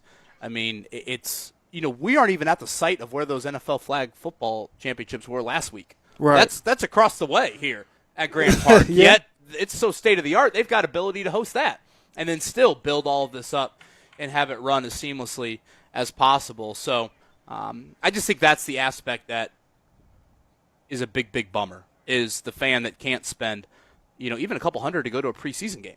Yeah. That to me is what and you watch practice, James, but you also see Colt City come to life here. Like, there are hundreds of little kids here on a daily basis that their memory is probably more high-fiving blue or running the 40 or throwing a ball to the Reggie Wayne fathead that I'm looking at right now than it is sitting there and watching an 11-on-11 rep for Daniel Jones. Right. Much more. Morning check down. Jake Arthur going to join us coming up at 9 o'clock. We'll continue to share our takeaways from day one in full pads. Mark, let's do it. The Morning Checkdown, brought to you by Suave Men Refreshing Face and Body Wash on 93.5 and 107.5 The Fan. Yes, Brian Kelly, apologies. Week one, we do have Ohio State and Ball State. Oh, I don't want to hear that. Apologies to the marquee. Give us a line, Ohio State, Ball State, week one. 38.5. Oh, gosh. Man. In my head, I was thinking 41.5, so I'm glad you went a little bit lower. It's actually, Ohio State is favored by 50.5. Stop that. No. Jeez. 100%. I probably will take the under on that. Yeah, I don't think they're going to be in the game we got to long hammer. enough. That's 7 touchdowns. We got to hammer the under. Yeah. Chirp, chirp. Let's go. Dill Street. Those Let's are see. the fighting Mike Chappells. Coach Uremovich, here we go. That's a cover for sure. Bet the mortgage on that. Colts, day 6, training camp, James Boyd, 10 a.m. to 11:30. What's on your mind as we get ready here in about 90 minutes? Well, I do want to see if DeForest Buckner gets in on some of this 11-on-11 action. He did not participate in the first fully padded practice yesterday. As far as the team drills go, he did some individual stuff, but he said yesterday that he would hope to get out here today with the guys. Yeah, he hasn't done a ton in team drills. No. To be fair. He's only done a couple of, I think, plays, honestly. They've really eased him along. Again, it was kind of a heavy run focus yesterday. We'll provide a couple more takeaways on what we witnessed. But, again, 10 a.m. to 11:30 today. Nothing Wednesday. Night practice Thursday. And there are fireworks after the night practice Thursday? For what I understand, yes. Okay. There was a drone show last year, too, so if they're bringing that back, that'd be cool as well. 8 to 10 o'clock on Thursday, Saturday, and Sunday morning practices. Then they're going to take a few days off from Grand Park to head out to Foxborough. Major League Baseball yesterday. Mark, were there any big deals like around the league outside of Scooble? I would say Casey Mize going to the Padres at the waning seconds of the deadline was a pretty big move for them. Luis Garcia Jr. to the Yankees, that's a pretty solid bet going their way. So there's some pretty decent moves around. Yeah, I thought there was a lot more moving and shaking than I thought there would be. How about Alec Burleson? 3 homers yesterday for the Cardinals over the Yankees there. And you guys have got Scooble today? The Cubs have got him? Yes, he makes his Dodgers debut at Wrigley later today. So, again, quiet day overall on the field, typical for a Monday in Major League Baseball. Things will pick up today. Indianapolis Indians home to the Iowa Cubs here this week. Speaking of home things this week, we got the State Fair starting up in a couple of days. You can venture out there to that. I guess we've talked a lot about the IU Notre Dame unofficial announcement yesterday. Notre Dame is going to play USC starting 2030. Indiana's decided to back out of the Notre Dame home and home that was supposed to start in 2030. I think that is a bummer on all accounts. I'm glad to see Notre Dame and USC picking back up there. Notre Dame has actually won 7 of the last 8 against the Trojans in that series, and honestly, a lot of them have been by a couple of scores. So college football practices getting underway here this week. I believe Indiana on the field tomorrow. We'll hear from Kurt Signetti after practice, or maybe even before practice number 1 down there in Bloomington. Mark, are we efforting? I know Signetti won't, but are we efforting Barry Odom to pop on the show? The line is out for him, so yes. Looks like Purdue could be close to hiring a new athletic director. I saw some reports, a guy from Rice. Dang, that means my application, they must didn't get it. Yeah, this guy, Vanderbilt and Rice, where he comes from. I'm like, oh boy, there's some rich academic institutions with those two. We play football. What is it? We school football. What was it saying that? Was it who was the quarterback from Ohio State that said that we come to school for football? That's what we need. We need that kind of athletic director joining Purdue. None of that school stuff. Yeah, you can't care. Yeah, no time for engineering or turf management or anything along those. You got enough astronauts that have already passed through there. Fever back to practice today, and they've got the Aces on Thursday, James? Yes, they do, and the Aces are, I want to say, the number 2 team in the league right now, record-wise, and that'll be another good barometer to see how the Fever stack up against the defending champs, number 1, but also another contender in this year's race. So I'm excited for that game. We'll be out here for our own practice, KB, but I'll have the phone up, not watching the game, but at least checking the score every now and then hopefully I can catch the second half when practice wraps up. On the other side, what were some of the takeaways from the first day in full pads? We'll give our thoughts on that. Jake Arthur going to join us live here at 9 o'clock. Locked on Colts. He is a very, very diligent observer of what we witness here at Colts practice, so he'll share some thoughts through the first handful of days here at Grand Park. Kevin Bowen, James Boyd, 93.5, 107.5, The Fan. We're going to see another day with mostly sunny skies with high temperatures in the mid-80s for the afternoon. And for tonight, mostly clear, quiet, and mild. Lows will drop back into the mid-60s. I'm Fox 59 meteorologist Amber Hardwick for The Fan.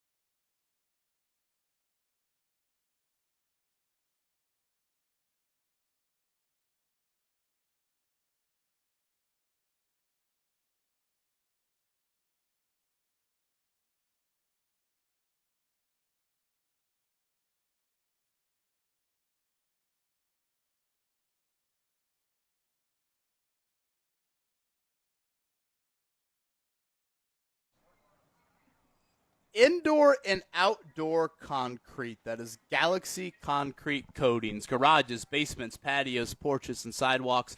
Galaxy Concrete Coatings. They're ready to help you out today. At our house, we got new front porch and a sidewalk installed and love it. We went with the Jupiter style. Our home about 100 years old, so I was curious, would they have something that makes sense for us? And they certainly do at Galaxy Concrete Coatings. Again, it's indoor and outdoor concrete. Manufacturers upgrade the warranty from 15 years to lifetime.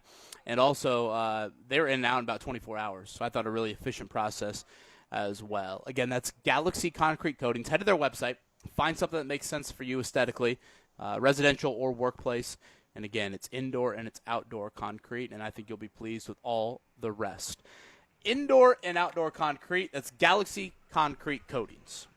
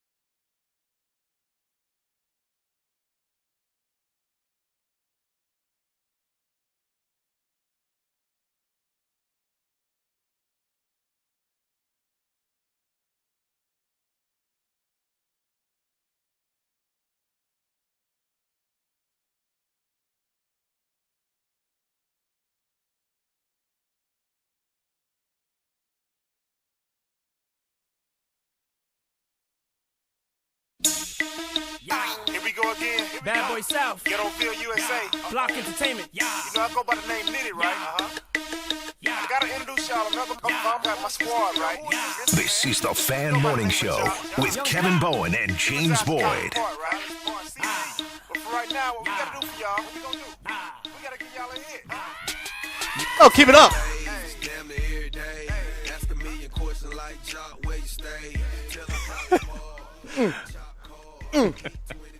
Let's go. Let's go. Let's go on a Tuesday. It's going down. Man, Mark Dykton on the ones and twos. Oh, man. Boy, your boy's sweating. Man. We got to put some pads on, aren't you? Let's go. I'm ready to hit up a Westfield club. Let's go. How'd I look? You look great. Good? Shades on. Good? Okay. Dad hat. All right. You look like the coolest parent in Westfield. Oh, boy. Mark, you going to clip that and text Maddie Bowen probably? Not the first time you've texted her. Yeah, look what you're coming home to in a couple hours. He's going to be wanting a peanut butter sandwich in about an hour when you get back. So, yeah. Oh, my God. Ready for dinner, Maddie. It's 4 o'clock. I'm ready. Gritty, is Kevin having a seizure? Jeez, come on, Gritty. What? Gritty, No. come on. He was rocking with your Man, boy. it's called hitting the beat. Right, come Man. on. Tough crowd. Jeez, Tough brutal crowd. here on this Tuesday morning. It's our final day from Grand Park, final weekday morning practice, so that's why we are sadly out of here after this. I got this here on the text line, James, and this just kind of sums it up. My 75-year-old mother has gone over to camp 3 times this year to watch. No way she can go to a game, but every year she loves hitting Grand Park. You know, again, that's what I'm getting at. It's just an unbelievable ability to cater to those fans, as old as that or as young as some of these fans. It's efficient, it's affordable, it's accessible. I know I sound like a broken record, but I wanted to relay that. What'd you make of Rick Venturi joining us late in the show game? We played Lou Anarumo a little bit earlier. Mark will have that spliced out on the podcast. Daniel Jones supposedly coming up on the show mañana, but Coach Venturi yesterday in the 9 o'clock hour, James. Well, one, his enthusiasm for football is just admirable. The guy just loves the game. He told us yesterday he's 80, going on 40 after getting some work done on his knees. He's feeling young and spry, but as far as the team goes, I thought he was spot on in his assessment of where the wide receiver room kind of is and what you need outside of just Alec Pierce being healthy. Like you can have, I think you referred to Ashton Doolin as someone who can kind of be like a speed demon, someone who can take the defense away. Like what factors that bring in? He also talked about Nick Westbrook-Akine not being Michael Pittman Jr., but having some of those same qualities. And I just wonder, even with all the things that he said about what this room can do, if there's room for, hey, let's go sign somebody just in case. Yeah, you know, he was pretty adamant, too, about finish. And, you know, he brought up specifically those fourth quarter stats from last year. And that was pretty damning. You know, they were, 23rd in offense and 25th in defense? Yeah.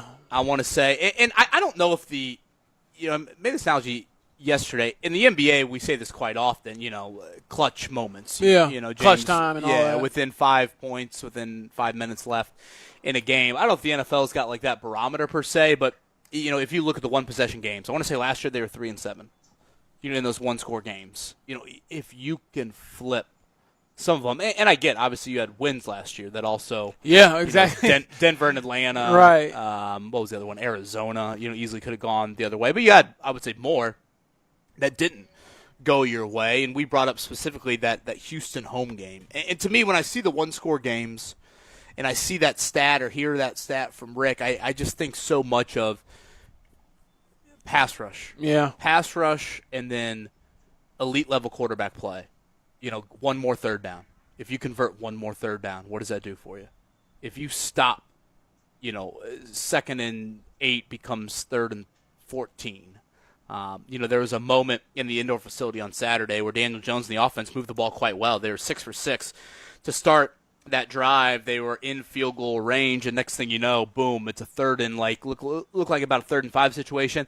Latu records a sack, and boom, the drive's over. Like those types of plays are just so so critical. I did have to laugh, and I'm glad we got Lou Anarumo yesterday, but George Gums Jr. celebrated a sack like me listening to some young young jock there. I was going to say, was that Maddie's parents throwing the CD out the window? I forgot about her dad doing that. Yeah, what was the phrase Joel A. Erickson used? We were in the media room. I think you might have left, KB. He said, he looked at me and said, James, you might be too young, but have you ever heard the phrase hopping mad?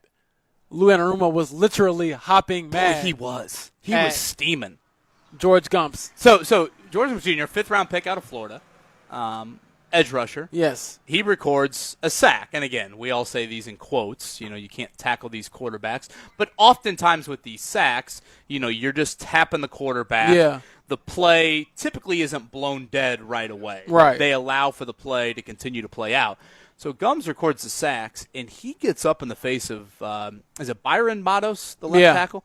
And, boy, he starts chirping hard. I mean, and you heard Lou Anarumo's comments to us. He let all of Grand Park know. Oh, I was going to say, which comments? The ones on our radio show or to us, pretty much anybody in the Westfield vicinity? Everybody heard that. Bleep, bleep, bleep.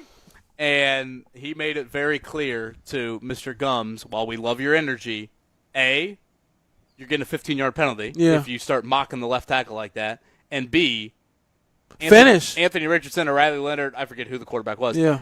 They're still playing. Finish. Yes, they're still scrambling down the field there. I did think, because when full pads come on, I think you get a truer evaluation with the trench play, James. I thought the run game had some moments. Seth McGowan continues to impress me, the 7th-round rookie out of Kentucky. I didn't notice a whole lot from the starting pass rush.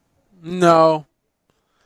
Like Daniel Jones, I felt like had a pretty clean day in terms of his pocket. Yeah, it was ho-hum. I think he had, 5 completions on 7 attempts, a lot of runs yesterday. But, yeah, you would like to see more explosion, more disruptiveness from your pass rushers for sure, especially because that's a group that we all have a lot of questions about. Like, I don't question the ability of the secondary a whole lot when it comes to your cornerbacks. I question their ability to stay healthy. Whereas with your defensive ends, I question just their overall performance, let alone staying healthy, as all groups must. Mark, how smooth did I look? Oh, it was flawless. I couldn't tell the difference. I was like, is that actually young John? Exactly. We got to tell Gritty to lay off that you, blue man. polo, I couldn't tell the difference. Man, I felt good. I thought you were going to throw your back out, quite honestly. Well, I'm just glad James and I coordinated, too. James went right when I went right. Then, I went left. I tried. It's teamwork. It felt good. Felt good. The camera is a little close, so it couldn't get my full wingspan in, just to be clear there. But I don't think I looked like I was starting a lawnmower, which I believe was a reference from last year. The only person that's got better rhythm than me right now is Blake Grupe. The man, he might never miss a field goal ever again. Not in this Colts blue, he won't. That man makes kicks, and boy, he just struts. So, again, just to put in perspective. Popping those shoulders out as he walks away from the. Seriously. But just to put in perspective. I hope Brian Mason's running today, and somehow I can say, can you give us a groupie strut? You think he will? Or is that crossing the line for me? That might be crossing the line. Brian Mason is a nice guy, but he's a serious guy.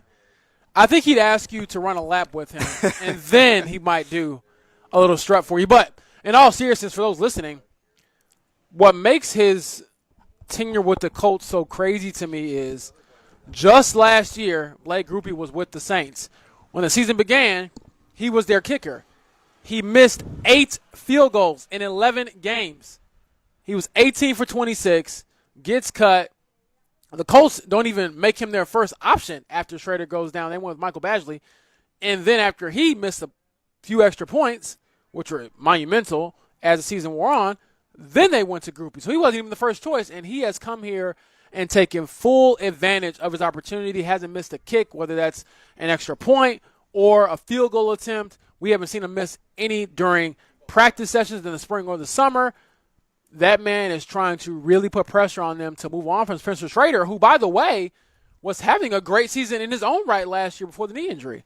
A severe one at that. Mark, I believe JMV's having Blake Grupe on today. Did I see that correctly? Do you know? I believe that's correct, yeah. Mm-hmm. Yeah. So, again, Daniel Jones scheduled to join us Tomorrow, boy, Daniel Jones. We're gonna have a long list of questions, right? I don't know. I think you might be able to warm him up with a little young jock. You think he'd hit a dance move with us?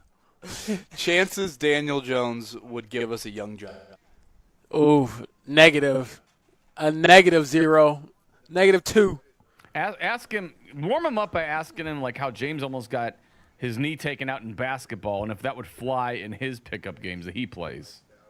Oh, my gosh. Daniel Jones can hoop a little, right? From what the people tell me, I can't repeat what was said to me by Jalen Jones, but he compared him to Tim Duncan in the post. Oh, man. And he used some expletives to say how bleeping good he was. Mr. Fundamental? Mr. Fundamental. Pump fake, step through, fade away. I did ask DJ last year about his basketball skills, and unlike JMV, who tells us he's the best shooter that ever was created by God, he kept his skill set close to the vest. Boy, the YouTube chat is hot today about this Notre Dame-Indiana thing. Hot. So whose fault is it? Do we know? Yeah, IU said no. So they were the ones that backed out. Correct. Okay. They're running from the smoke. Oh. Is that Kevin Bowen, talk show host? I was going to ask. Or yes. is that Notre Dame fandom Pat talking? 40, Pat 40 from Sports Illustrated, among the many people that have reported this. Do you guys want the direct quote? Yes, I would love to hear it. Okay, right here from Pat 40. Sources tell Sports Illustrated the series between the Fighting Irish and Hoosiers has been canceled at Indiana's request. Boom. There's that. I mean, are you guys that shocked by it? I mean, I'm saying this all seriousness. I mean, look at how IU has handled their non-conference schedule, right? Yeah. Have you guys seen the list of non-conference opponents for Indiana upcoming here in the next, 4 years? Well, I know the ones last year weren't anything to write home about. They're the only Power 4 team to not have another Power 4 team on one of their future schedules. These are their opponents here upcoming for the next handful of years. North Texas, Howard, Western Kentucky, Kennesaw State, Indiana State, UMass, Austin Peay, Eastern Michigan, Miami, Ohio, Ball State, Eastern Illinois, Western Kentucky. That's through 2029. But I guess my question is, does it matter if they go out there and still smash teams like they did last year? No. That's the part where when you have the teams that do that and they also don't finish at the end of the season, then it is what it is. But for IU's purposes, what happens if you go 10-2 or 9-3? Does the committee start saying, "Hey, look at your non-conference"? That's true. But I also feel like IU put the bar so high that, they don't care. They're trying to go win a national championship. Again, I would like to see college football adopt. This is not an Indiana thing, to be clear. I actually think the SEC has done a nice job with it. I think the start of the college football season needs to be marquee. I think it's important to get great non-conference matchups. I think it's great not only for entertainment, but I think it's awesome for season ticket holders. And, those college campuses. I mean, James, those college atmospheres. I mean, how much do you love a Saturday night ABC game? Ooh. All of a sudden, they get the drone in from Death Valley. Yeah. And you've got Michigan at LSU. Oh, man, it's great. Something along, Texas, Ohio State is what we've seen.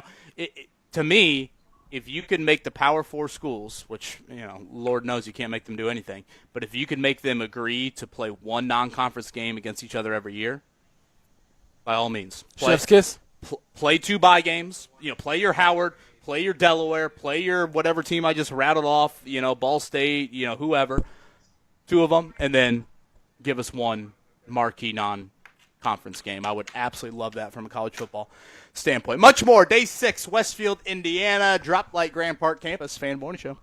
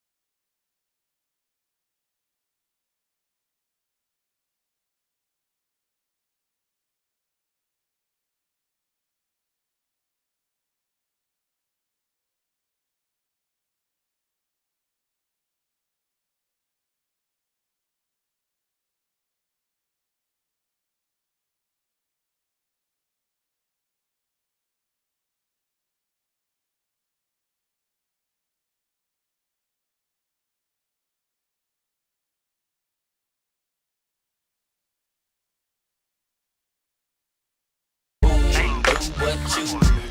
I like the way you do that right there, right there. Switch your hips when you walk and let down your hair, down your hair. I like the way you do that right there. This is the Fan Morning Show with Kevin Bowen and James Boyd. 10 o'clock to 11:30. The dew has been swept off the practice field. The guy doing it today, he had the stick in the left hand, he went cell phone in the right. It is one of those tedious jobs that you're like, can you multitask? Yeah. But his buddy across, he didn't even go cell phone route. But the dew is cleaned off. Holt City looks pristine per usual. James Boyd, I see a lot of fans lining up there at the gate. I will say this. Today should be a rather competitive day.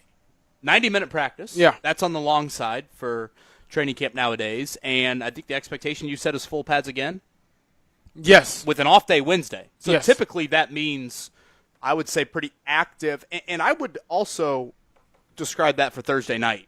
Correct me if I'm wrong, James, but last year's night practice had like a heavy scrimmage feel to it. As scrimmagey as you're going to get in a training camp setting.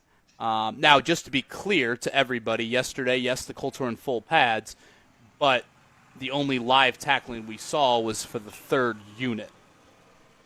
Actually, I saw Caden Curry in there making a tackle on one of the plays. Like a legit take the guy to the ground tackle. I did wonder if they were going to have live tackling this year after the injury we saw last year, Kevin, with, was it? Salvin Ahmed. Yeah, the Ahmed. running back breaking his leg. Or yeah, Trey Washington got him with the hip drop tackle. There are certain teams around the league that just never tackle in training camp, and there's others like the Colts that want to get those really depth guys opportunities. I can go either way on the philosophy behind it, but yeah, good to see some competition out there and good to see everyone get up afterward. Yeah, again, a heavy run focus to practice yesterday. There wasn't a whole lot from a passing game standpoint. I like Seth McGowan, man. Yeah, yeah. Violent, decisive. Yeah. He doesn't look like a rookie. Yeah. He's not like at least from what I've seen, and I watched a little bit of his tape at Kentucky, he's not a wiggle guy, but he's a straight line, fall forward, put a shoulder into you type of guy. And I think you heard a little of Shane praising that yesterday after practice, saying he was excited to see him in pads and kind of got what he expected. Yeah, it seemed like Shane nodded his head at a Zach Moss comparison to Seth McGowan. Now, I will say physically Seth McGowan is not – like Zach Moss was short and, pretty thick, honestly, from a running back standpoint. To me, when I watch Seth McGowan, and maybe it's the number 20, but I get a little Jordan Wilkins vibes if I could take it back a few years to some earlier Colts teams in the Ballard era. But, boy, yeah, right now, James, I think he's your backup running back. And we should note yesterday we didn't see as big of a discrepancy between Riley Leonard and Anthony Richardson. It still was Leonard getting 2 of the 3 team periods. Shane Steichen downplayed any sort of separation there after practice. But this is what training camp is all about. Yeah. Today's day 6. What are trends? What's a 1 day off and what's 2 days, 3 days? That's what I always watch for. Is like, yesterday Cam Bynum was the signal caller. Okay. Is that a 1 day thing? Right. Or are we going to see that today? Are we going to see that Thursday? Because now, James, we're about to get into less quantity of practices. Right. What Thursday's or tomorrow's the halfway point of camp, right? Yeah, it feels crazy that we kind of blink and we're here, but that is the case. So that is something to continue to keep an eye on there. Mark Dykton, did you have a favorite Lou Anarumo comment from earlier? He had a nice Godfather quote there early on. Yeah, I like that. I also just the story about getting Italian food delivered at West Lafayette. That's a wild dedication right there. I like his critique though. Did he actually seem to humor you guys as far as Italian restaurants after the interview was over? No, he did. He asked for the list. He took the Kevin list. made sure of the list. Yeah. So I have relayed the list to Lou Anarumo, and then for those that missed the conversation, was it mom or grandma? So it was his mom. Okay. And so he was saying when he worked in Lafayette. So he was an assistant for Joe Tiller and Danny Hope. Right. Purdue fans But from 2004 to 2011. When he worked at Purdue, when he says grandma's got the goods, I think he was saying that because of the grandma to his kids. Got it. Okay, got it. Okay, yes. Because I'm sure you probably tell Max sure. and Rosie, hey, we're going to grandma's house. Right. It's your parents, but. And so she would fly on Yeah. a plane from Newark Carry on. to Indianapolis International, I assume, with a carry-on of cold cuts and bread. Yes. And she would deliver that to Sweet Lou. Party wanted to ask him, okay, well, can she do that here at Westfield? Maybe not for us, but for the players. Then I thought about how big an NFL team is and how big some of the players are. And I don't want, Mama Anarumo to be working too hard. Are you have you ever done that on a flight? Like, make something and take it on? Like, have you ever, hey, I'm going to have a turkey sandwich on this flight? Nah, I really don't eat too much on flights unless we're going international. So I usually will try to just scarf something down before we get on the plane. I hate eating on planes. I feel like I'm going to drop something. Or So you don't even, buy anything in the airport, a little snacky stuff and take it on? Yeah, I'll do that every now and then. God, it's so expensive. You got to bring tuna fish. That's also why I don't fish do it. is a go-to. You got to do tuna fish. No. Oh, stop it. I kid you not. I'm kidding. Stop it, Mark. True story, you guys. True story. I'm sitting on a plane. This had to be a couple years ago. I think I was still working for Indy Star with the Pacers. And I'm on a plane. The lady next to me, sit down, hey, good morning, whatever. I'm ready to shut my eyes. And she starts unraveling something. And she leans over and says, "You're not allergic to peanut butter, are you?" Nope. And I'm like, if I was, I might die because you're already busting this, peanut butter sandwich down or whatever she was trying to eat. I'm like, who eats something? I'm not saying peanut butter will, kill anybody, but who would eat something with peanuts in it when, peanut allergy is so, deadly, seriously, and then ask the person next to you if they're allergic. I'm like, it might be too late. Peanut allergy ain't no joke. Gosh, what a mom move by Mrs. Anarumo. Bringing those on the plane. I'm trying to think of the most insane thing my mom has done for me. It's probably something. I can't think of it in the moment, but God bless it'll come moms. to me. Yeah. I love it. Colt City coming to life here, Westfield, Indiana, the Droplight Grand Park campus where we are at. It is day 6 of Colts training camp. Am I allowed to say this? Do you believe in jinxes? No, I don't. Okay. I told you, I think in sports, God is a bandwagon fan. Okay. He flip-flops a lot. I'll wait till the other side to share this thing. 9 o'clock hour, Jake Arthur going to join us here, Locked On Colts. Always enjoy chatting with Jake, and we'll get his thoughts here as he has witnessed all these practices alongside of us. We are the Fan Morning Show, 93.5, 107.5, The Fan.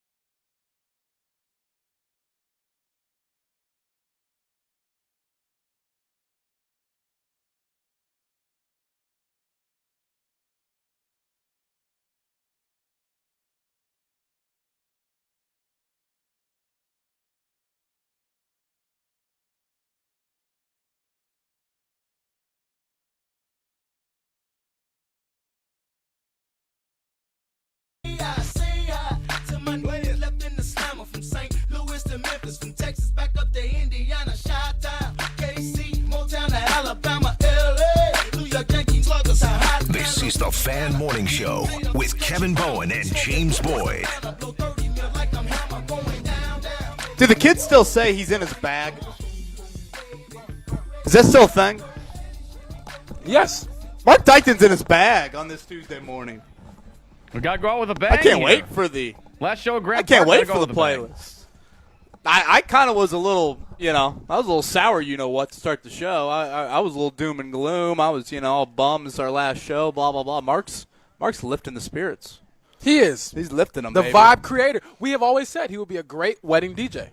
That is a 1,000%. Speaking of weddings, Mark, are you true. going to be, well, probably not on the ones and twos for your brother's wedding, but will you have a playlist ready to go? Will you have some contribution to the songs? I'm definitely gonna critique the DJ that might be there or whatever we're doing with music. I'm not sure, but I will definitely. If you ever take requests, you better be open to everything. There better be no banned songs. Okay. Better be ready to go here. Now to keep the And mood if he sucks, going well sucks, here. I will shake my head. I'm like, excuse me, and I'll just shove him out of the way. I'm like, all right, here we go. Well, let's get this back on track. Let's go. Now, to keep the spirits going high, James, don't believe in curses? No. Mark Dykton, sports curses? No. Are you a sports curse No, guy? no, but I feel like you guys are lying to me. I feel like I bring up weather in the Indy 500 and you guys start freaking out. Nah, I've never been like that. I think I've been scarred too much to believe in jinxes. James, 5 practices in. Don't jinx us. That flipped on a dime. The way he was setting me up, I just had to put it out there. It's been a healthy start to training camp, has it not? It has. Alec Pierce was already hurt coming into camp, so I don't count him. Right. Quarterback, healthy. Running back, healthy. Okay. Wide receiver. Tight end. Starting offensive line. DeForest Buckner's practicing. Yes. I mean, Has a single starter been hurt yet? I asked that in all seriousness. I was gonna say, have you seen what the Carolina Has a single Panthers are starter been dealing hurt? with? It's crazy. Yeah. Right. Is that Braden from Canada? What's up, Braden? Braden's got his crew in the building here. Yeah. Where's the Ravens fan? He's gone. Oh, come He's on. gone. What is this? He's gone. They dumped the Ravens fan. He'll be back September 13th. But, James, right? Am I wrong? Yeah, the most significant in-camp injury that we know of right now is Hunter Wohler with a hamstring, and he was, I would say, contending for a starting role, but definitely not a surefire starter. So that's a good thing. Right. Great thing. Yes. And again, as Mark points out, Mark, you point out Carolina. Hell, San Francisco. Is San Francisco ever not hurt? That's all they are. Right? Typically And you they'll have. still win 10 games. I know, of course they will. Typically you have, I would say, a couple more bumps and bruises than the Colts currently do. Now, James, we're about to get into, day 2 in full pads. And, I would say that kind of lends to more physicality and a few more injuries. But I would say a week into camp, this has been a very healthy start to things at Grand Park. And I don't believe in jinxes. I'm here to relay the news, and that's news. Yes, that is good news for these Colts. I'm very curious, as we said throughout the show earlier, KB, will we see a little bit more from DeForest Buckner in the team drills? To my knowledge, he hasn't done team drills maybe since last Thursday or something like that. But the last 2 practices, he hasn't done team drills. He's done a few, but will he continue to ramp up? And he continues to tell us that it's a gradual process for him, as he is now about 8 months removed from having neck surgery. Yeah, and this is very different for Buckner. He made that clear yesterday. He's not used to this. He's not used to holding a helmet on his hip, high-fiving dudes off the field. No, He's it's used weird. to being out there. It's weird. I mark down, you do the same thing, James, who are the starters every day. Yeah. And I'm like, wait a minute, 99 is over there. and I'm pointing to the sideline. Yeah. 99 You almost want to put it down as far as muscle memory. That's right. And so it's super weird for me. The last name Lorenzano, are you good with that from an Italian standpoint? Trust that? That sounds Italian, does it not? I feel like that's trustworthy. Shout out to the great Joe Lorenzano. Kevin, Vita Provolone is the best Italian restaurant that you've never been to. James, that might have been the one I heard the most yesterday. Vita Provolone, South side. We got a thumbs up from our on-site engineer, Cam Blankenship. Cam Blankenship, thumbs up. You know who also gave me a rundown yesterday, arm around the shoulder on the practice field, was Matt Taylor. He goes, I heard you discussing it. It's in a strip mall. It's got small seating, great for carry-out, Vita, provolone. And Mike Chappell said best fettuccine Alfredo that he's ever had. Woo! Vita, provolone. Okay. You, me, Coach Anarumo, table for 3. I wouldn't mind that. Should we do that? I would not mind that. Vita provolone there on the south side. I told you all that talk yesterday. Your boy was whipping up some bow tie pasta in the kitchen last night. Bow tie pasta. Matty Bowen's got some corn going. Nice. A couple breadsticks in the oven. Kids actually ate a meal, and then we rode some bikes around the neighborhood. We had 3 falls off the bikes. And you know what? They got back up. That's all that matters. That's all I can ask for. for. So I'm assuming Rosie has probably graduated from training wheels, or is she? We're she's a Bowen, so athletic jeans are going to come on. I'm not talking about your jeans. What about hard Maddie's to come by. jeans? Well, yeah, Maddie would look at my young, there goes Brian Mason. I was supposed to yell at him. You missed your opportunity. What am I yelling at him about Groupie and his strutting? Basically, would you see a strut from him? Yeah, okay. I don't think he's going to be strutting. I'm going to catch him here in 5 minutes when he starts going around the field. Max Bowen slightly more advanced, but Rosie's getting there. That's okay. That's all we can ask for. Well, look, the best thing about it is you only got to learn it once. Once you learn how to do it, it sticks with you for life. But I will say, I don't know. I felt kind of weird. It was just kind of a weird parent moment, just a big ounce of proudness when, they fell, and I'm like, oh, boy, there goes the next 5 minutes. Yeah. And then I look over, I'm like, what? They're strapping up. Here we go. Yeah. We're back on the bike. We got some resiliency. So I told you my grandma used to work with kids all the time. And so she's kind of taught me whenever I'm around a kid, I'll have my god kids with me. They love playing basketball. Went to my church picnic a while back in Chicago. They saw some neighborhood kids playing on this basketball court. I said, hey, I don't know these kids, but if you guys want to play, you got to check rock 2-on-2. And they were rough and tough. They were getting knocked down. And one of my godsons, he's looking at me every time he hits the ground. So you got to get up. So you're skinny like me, man. You ain't going to get no love out here if you keep whining. So what did Dwayne Wade say? What did he say? Commercial, fall down 7, get up 8. Oh, okay. Something along those lines. I'll take that. So, yeah, well, we're seeing that, I would say, a little bit with some of these Colts players as well. Because DeForest Buckner, jokes aside, is somebody who has been through a lot the last few years, but he continues to come back. And I was actually going back through some audio, Kevin, to kind of tie it back to our purposes. I don't want to talk about my life too much, but DeForest last week said that he does hear the noise of you're 32. Yeah. You're a very highly paid player. You're going to the last year of your deal. Can you be the same player?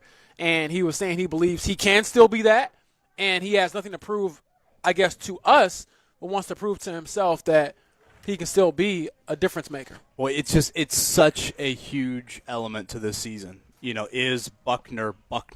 Yeah. To put it as simply as I can. And, again, this is an offseason unlike any other for him. And last year when he went down in that Pittsburgh, listen to Lou Anarumo describe it with us earlier. When he went down, we probably don't make as much of it, honestly. So that is a huge one there. So, again, health-wise, pretty good for the Colts. We should update things on Alec Pierce. We are at the week mark now. Today is 1 week out. The original thought from Chris Ballard was a week or 2. I would say the Shane Steichen update yesterday wasn't really anything in the imminent category. At least didn't sound like anything in the imminent category for Alec Pierce. So we'll continue to monitor that. Oh, we got this from his ankle injury. Coach Venturi. Best Italian food in Hamilton County. He put the equal sign, Miss Sherry. Oh, look at that. Look at that. I might need to stop by and watch some film and get some pasta. Man. Now, can you imagine if Rick Venturi sold a little basement couch spot, auctioned it off, and you get a Miss Sherry 5-course Italian meal, and you get 3 hours of film? I tell you what, I'm doing my annual piece. You've died and gone to heaven. Yes. But for those who cannot perhaps experience that, I will be shadowing Coach Venturi today, our annual piece in The Athletic, where he breaks down the team, his thoughts, outlook for the season. All of that will be in The Athletic in a couple of days. I love when you do that. Looking forward to it. I'll be his little lapdog today, kind of follow him around and learning more football than he probably will ever forget. A week from Thursday, preseason opener, Greg Rakestraw, Rick Venturi will have your coverage on the TV broadcast. I want to say it's Matt Taylor and Charles Arbuckle on radio. Matt Taylor just ran into the other tent here, but I'll confirm that next time I see Taylor here, but I believe that is the case. And a week from today, James, you'll be in Foxborough, right? You'll be there for that joint practice? Colts and Patriots? Yes, I will be. A week from today? And I'm looking forward to, hopefully I can maybe call you all or check in, whether it's your show or Jake's show, whatever, to kind of give you all the latest of what's going on. Well, you asked Lou Anarumo yesterday, and it was a nice little lead-in about the Sauce. And, of course, Sauce Gardner, he had one of those plays yesterday again. It was a little mouse in the house. And you don't say it very often about a corner to a wideout. Usually it's a wideout to a corner. Yeah.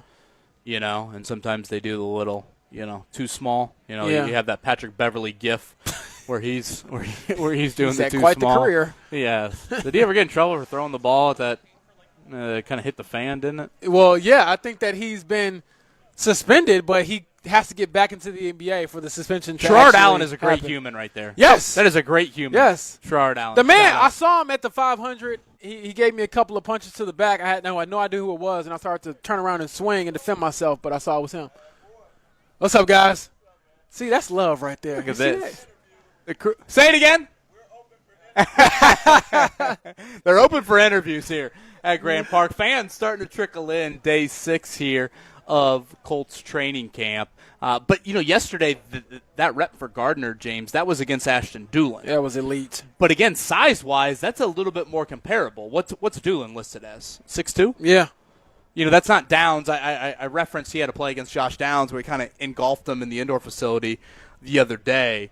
But that was different yesterday when he broke that one up with Ashton Dulin. I'm going to ask Jake Arthur this question when he joins us here in 15 minutes. Best offensive player through 5 days of Colts camp. Best defensive player through 5 days of Colts camp.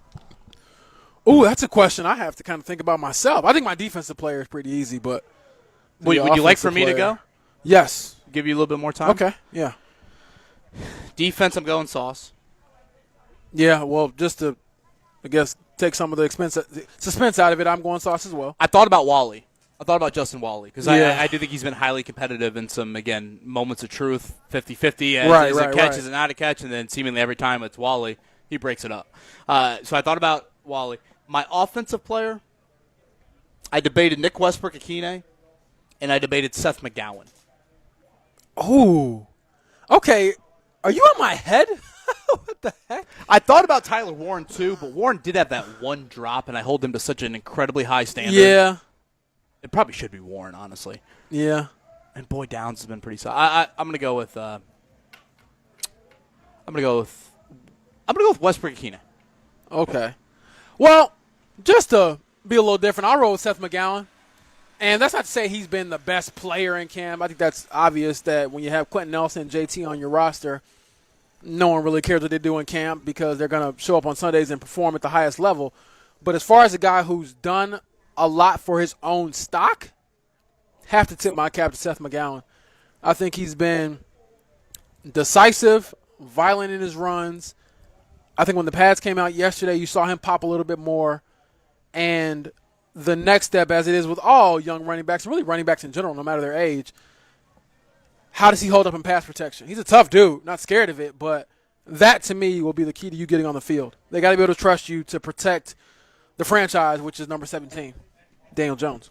Shout out to John, his listener Kayla, a server at Capri. The food is great, service exceptional. We did get a lot of votes for Capri yesterday, I believe located right next to Exchange City. So what's the one? The old Exchange City right there at 75th and Keystone. So what's the one right near here? That Italian house? Italian house. That was the one where the listener said that he would drink a gallon of their vodka sauce. I might have to make a trip out there before camp is done. Not in Westfield too often, but might have to celebrate the conclusion of camp or something like that with a trip out there. And then, Mark, we got Greg with 2 Gs, not Greg Doyle, Greg with 2 Gs, who said he was 6'3" and 375 pounds. He wanted to make sure we mentioned those measurables to Lou Anarumo. Do you remember which one he mentioned? I don't, can't but remember. he Was it said Vita? Trust his recommendation. I would say that was a strong endorsement. Yeah, I mean, say no more after that, right? Yeah, I think Lou might have been scouting a little bit. Like, how big is he? Hold on. George on the text line, is this your last show at Grand Park? Yes. So basically, we follow the cadence of morning weekday practices. Yeah. And this is the last morning weekday practice. So this is also, I believe it's also Jake Query's last show, right, Mark? From Grand That's Park? my understanding. Yeah, I believe it's his last one as well. So JMV, I think Because JMV will get his turn in rotation soon. Boy, those two ladies have got like 13 kids amongst them. Is that boy? They need a school bus. Yeah. How about the Jermaine O'Neal Pacers? Oh, see. Was it good? Thank you. Thank you. Come on now. Come on now. Mark, we had a listener walk by giving me the young John. There we go. Come on now. That's real life love right there. Man. You give that guy a beer. I got some backup dancers. With me here. Oh, that was beautiful. But this is the little practice schedule here the rest of the way. Again, morning practice today, and then night practice Thursday. Oh, here's Brian Mason if you want to ask. Saturday, Sunday. Coach, how about groupie strut? Love it. Okay. He gives us he's on fire. Schrader, period 1 today. Yeah. How about Brian Mason? Doesn't even break stride. He's a pro. He's also very thorough. He's the most detailed coach I've probably ever heard in the NFL. Big day for Spencer Schrader. Huge day. In all seriousness. Those are my words, not Brian Mason's words, to be clear. Saturday, Sunday, those are morning practices, James. And then again, next week they're in Foxborough. They're back here next weekend. They'll go 4 to 5 o'clock on the 15th, 4 to 5:30 on the 16th. Yep. And then they will conclude practice with 2 joint days, Wednesday, Thursday, the 19th and 20th, with the Atlanta Falcons. Those are 3 o'clock start times. So basically things are about to shift to longer practices. Yep. Full padded practices, many more weekend days, and many more afternoon practices. So we will still be up here. We'll just do the show from the studio downtown and then come up here afternoon or nighttime. Looking forward to the night practice on Thursday. I think this always provides a good environment. Kind of gives you that Friday night lights feel of a high school game, KB, and I don't take that for granted. I think that this is a very cool environment and an opportunity to continue to see what this team could kind of turn into as we get closer to the season. Day 6, Colts training camp is here. Let's check it down. The Morning Checkdown on 93.5 and 107.5 The Fan. Let's change it up, Mark Dykton. Yesterday it was it was MLB trade deadline day around the league. We saw some movement. Were you pleased with what your Cubbies did, Mark? I was. They got Kevin Gausman from the Toronto Blue Jays, Clay Holmes, who's recovering from an injury, but he's a solid starter from the New York Mets. Short up their bullpen a little bit with some moves, so I like that. And then as far as big moves, I would say the Adley Rutschman move was a huge one. From when he went to the Red Sox, that was a pretty solid move by them. And obviously the Tarek Skubal one taking center stage for that. And then the Phillies landing Luis Arraez, who's usually one of the leading batting average players, went to the Phillies. So there's some pretty big names moving. I very much enjoyed this trade deadline. I thought it was a pretty busy and active trade deadline for a number of teams. So good to see. And your boys got it done yesterday, 10-5 over the Dodgers. They will take on Mr. Skubal today. Speaking of the NL Central, not 1, not 2, how about 3 for Alec Burleson last night? 13-7 the Cardinals over the Yankees, who just got Luis Garcia Jr. And what else? Brewers actually lost. Are you guys knocking on the Brewers' door here? Maybe a little bit. Also, what the hell's up with the Cardinals doing an interdivision trade with the Brewers? What are we doing here? Come on, Cardinals. That should be a sin, right? They traded Dustin May, and they traded JoJo Romero. I don't know what they're doing helping a bitter rival in the division. What are we doing here? Isn't that what the Adley Rutschman trade was, too? Yeah, so that was pretty. I critique more of the Brewers and the Cardinals than I do the Orioles and the Red Sox. But even still, yeah, some interdivision trades, and I'm looking at St. Louis like, what the hell are we doing here? No, thanks for that breaking news that you're more critical of the NL Central teams than you are anyone else. Right? Isn't that crazy? I'm glad that you cleared that up. James, Indiana Fever back to practice today, and they've got a notable opponent inside their building coming up Thursday night. Oh, yes. They have the Aces, currently the number 2 seed in the WNBA, coming to town, and Asia Wilson, probably the front runner for her 5th MVP trophy. So another test for the Fever to see where they are with the absolute best teams in the league.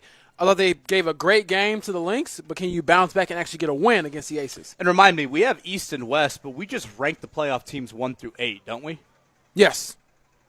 So that's why, right now the Fever are leading the East, but they're actually 4th, I think, in the standings. Exactly. Because some of the West teams are Minnesota, Vegas, Golden State. Yeah, it throws me off every year, Kevin, because there's no Eastern Conference finals. There's just the semifinals and things like that. But nevertheless, the Fever are trending in the right direction, but you want to, again, see how you look against the best of the best. Should I ask Colts assistant offensive line coach Chris Watt if he thinks IU's running from Notre Dame? Unless you want to be running from him, I'd probably advise you not to. Someone told me that he injured his quad. Remember when he was kicking? Oh, yeah. Remember when the coaches and the big old hog mollies were kicking at the end of minutes? I thought he actually did decent. Wasn't he the one who just didn't have a setup? He just booted it? Yeah, he did. Yeah. He looked like a kicker in a 1950 NFL Films video of the frozen tundra of Lambeau Field. But yes, IU, they are backing out of their series with Notre Dame, a home and home there. And Notre Dame announcing yesterday on the heels of that they will be playing USC. That rivalry will continue. I do love that. I think for college football as a whole, I think that is great that Notre Dame and USC are back playing. But, again, I'll echo what I've said all morning long, James, and I'm trying not to be this biased, Notre Dame fan here. I want to look at college football as a whole, and I think it'd be great for the sport if you could get all these Power 4 conference teams, particularly some of these conferences that disagree with each other, if they could all hold hands and say, let's agree to one non-conference game against each other in September or late August. When you have that 2-week period before the NFL really ramps up, marquee non-conference games. Mark, I had you do it earlier. Week 1 stinks this year, right? Horrible. Yeah, Notre Dame, Wisconsin might be the marquee one on there, and I'm not kidding. I mean, seriously, we can't have that. So I'd love to see that. Again, I'm not holding my breath. The amount of people that run the 40 in cargos always worries me. Every time I see them, I think they're about to get hurt. So at what age does that kick in, KB? Boy, how about this guy in a suit? He's running in a suit? No. Oh. He just you scared me for a second. I was going to ask him if he's going to run the 40. Oh, man. Yeah, I was about to say. Can you imagine? Throws the jacket off like a good high school basketball coach 2 minutes into a game. Throws the jacket, hits his JV team behind him. I must say, there are some dapper Indiana high school coaches. I would say, who's the guy is it Ben Davis? Coach Carlisle? He's pretty dapper. Don Carlisle? Yes, yeah. He's always dapper. Yeah. And shout out to Ken at Grand Park here. He's an IHSA official. He is also a member of the Grand Park maintenance staff. He greets us each morning. He has been to, I want to say it's over 50 straight Indy 500s. Yeah, he told me I have some ground to catch up because I'm at 2 straight. He showed me his man cave. He's got tickets laid out. It's awesome. He delivers us a water. Today he delivered us 2 bananas, donuts, and a blue Powerade. I'm feeling good. How are you feeling? I feel great. I need to apply some sunscreen during the break, though. Mark, you said Jake Arthur going to join us live here? Yes, I'm texting with him now. He was dropping his daughter off at school. So then, yeah, he'll be there shortly. So probably in the next segment, he'll be joining you guys. Let's save the Bijan Robinson news maybe for next segment. Some big financial news around the NFL here on this Tuesday morning. Does it have any ramifications to number 28 in a Colts uniform? We'll share all of that on the other side. Colt City is alive and hopping. The practice fields here at Grand Park also starting to pick up pace. It is day 6. Colts training camp here from the Drop Light Grand Park campus in Westfield. This is the Fan Morning Show. We're going to see another day with mostly sunny skies with high temperatures in the mid-80s for the afternoon. And for tonight, mostly clear, quiet, and mild. Lows will drop back into the mid-60s. I'm Fox 59 meteorologist Amber Hardwick for The Fan.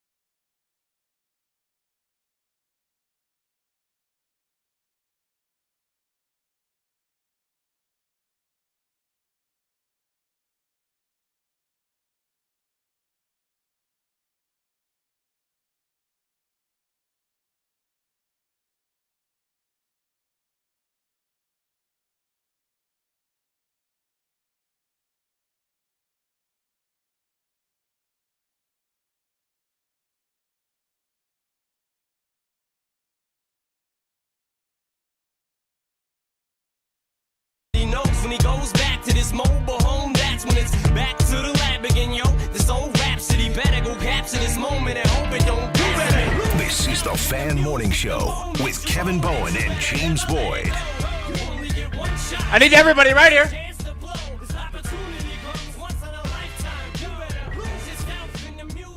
When you dropping that diss track, KB? Man, I feel like I'm in B-Rabbit's basement right now. Boy, Mark Dighton, you have been outstanding today. I cannot emphasize that enough. No, thank you. Caitlin Clark against the Seattle Storm a few weeks ago. Reggie Wayne against the Green Bay Packers, the Orange Glove game years ago. Tyrese Halliburton Packers suck. in Throughout Madison the Square entire Garden. playoffs, yeah. Jonathan Taylor against the Buffalo Bills, 5-touchdown game. What other great historic individual performance. Jeremiah Love running 98 yards in the playoff game. The Bush push. I'm right there with you, Kevin. Oh, kiss my ass, Mark. Kiss my you-know-what. Your songs stink. James Boyd, big NFL news this morning, Yes. correct? And Yes. how does that impact Jonathan Taylor? Let me set you here. Bijan Robinson, running back for the Atlanta Falcons, 3 years, and according to Adam Schefter, that is an extension worth up to $75 million, 51 guaranteed. Now, a little bit of background on Bijan Robinson. What is he, 3 or 4 years younger than Jonathan Taylor? Yeah. He's still working off his rookie contract. Unlike Taylor, Bijan Robinson and Jahmyr Gibbs are also first-round picks. That means their teams have control of them for 5 years, not 4. Right. Like Taylor. Taylor was the 4-year deal as a second-round pick. Robinson and Gibbs, it was 5 years. So I think that was some of the urgency to get a new contract done. What, if anything, do you think this does to Jonathan Taylor and his desire to get a third contract? I think it just, 1, resets the market, and 2, makes it a little more palatable to say, okay, well, here's the number he got. I'm not Bijan. I'm not as young and probably not as versatile when it comes to the passing game, but I'm still very good. I'm an elite running back. Can you show me some love for what I've done the last couple of years? Over 1,400 yards the last 2 years. Led the league in total touchdowns last year. He's been top 5 in total touchdowns the last few years if you add it all up together. So, again, an elite running back who probably is happy that somebody else got paid, so now that he can come right in and say, hey, well, I'm not asking for 25. I'm just asking for, let's call it, 18. Which, again, I think his deal, if it does happen, will be different than, let's say, a Quentin Nelson deal like we talked about earlier, KB. Quentin, I think you can just give him the standard 3-year, 4-year, big contract, whatever. He's that good. And his game will probably age that way. With JT, I think structure matters a whole lot. And you don't want to maybe tie yourself to a 3-year deal, but if there's something on the 2-year range, you bump his salary this year, give him 1 more year on the current deal, something like that. It's kind of meet in the middle. I'm going all caps lock, responding to people on Twitter. I'm fired up about Notre Dame's schedule. This guy, hey, chiming in here. Notre Dame played one Power 4 team that had a winning record last year. Miami, Texas A&M, Pittsburgh, USC. They're all losing teams, according to him. Idiotic. Yeah, I'm interested, I guess, now, Taylor, Gibbs, again, what is the domino effect? I might lean towards they both get an extension done. I mean, they are sitting on so much cap space. And that's why I think it probably makes sense to do it, right? The structuring of these deals, if you can front load, and I guess what does Taylor want? Yeah. Let's start there. Does Taylor look at it and say 2 more paydays? Yeah. Or does he say 1? Yeah. If it's 2, then yeah, the front-loaded 2-year deal would probably make sense. That's what I'm saying. But he'd be defying all running back logic, frankly. Yeah. If he thought he could get a 4th multi-year contract. So, yeah, I'll be curious because I think before Taylor was going to sign any extension, probably the Colts and probably his representation wanted to see this Robinson deal and then potentially maybe even the Jahmyr Gibbs thing. You know what I'm thinking about? I'm thinking about my young jock. Not your young jock, which is Hall of Fame worthy, by the way. But I'm thinking about Miss Sherry's Italian. Oh. And, I think I've developed a close enough relationship with Coach and we've talked about this. We got some story ideas in the works for in-season things.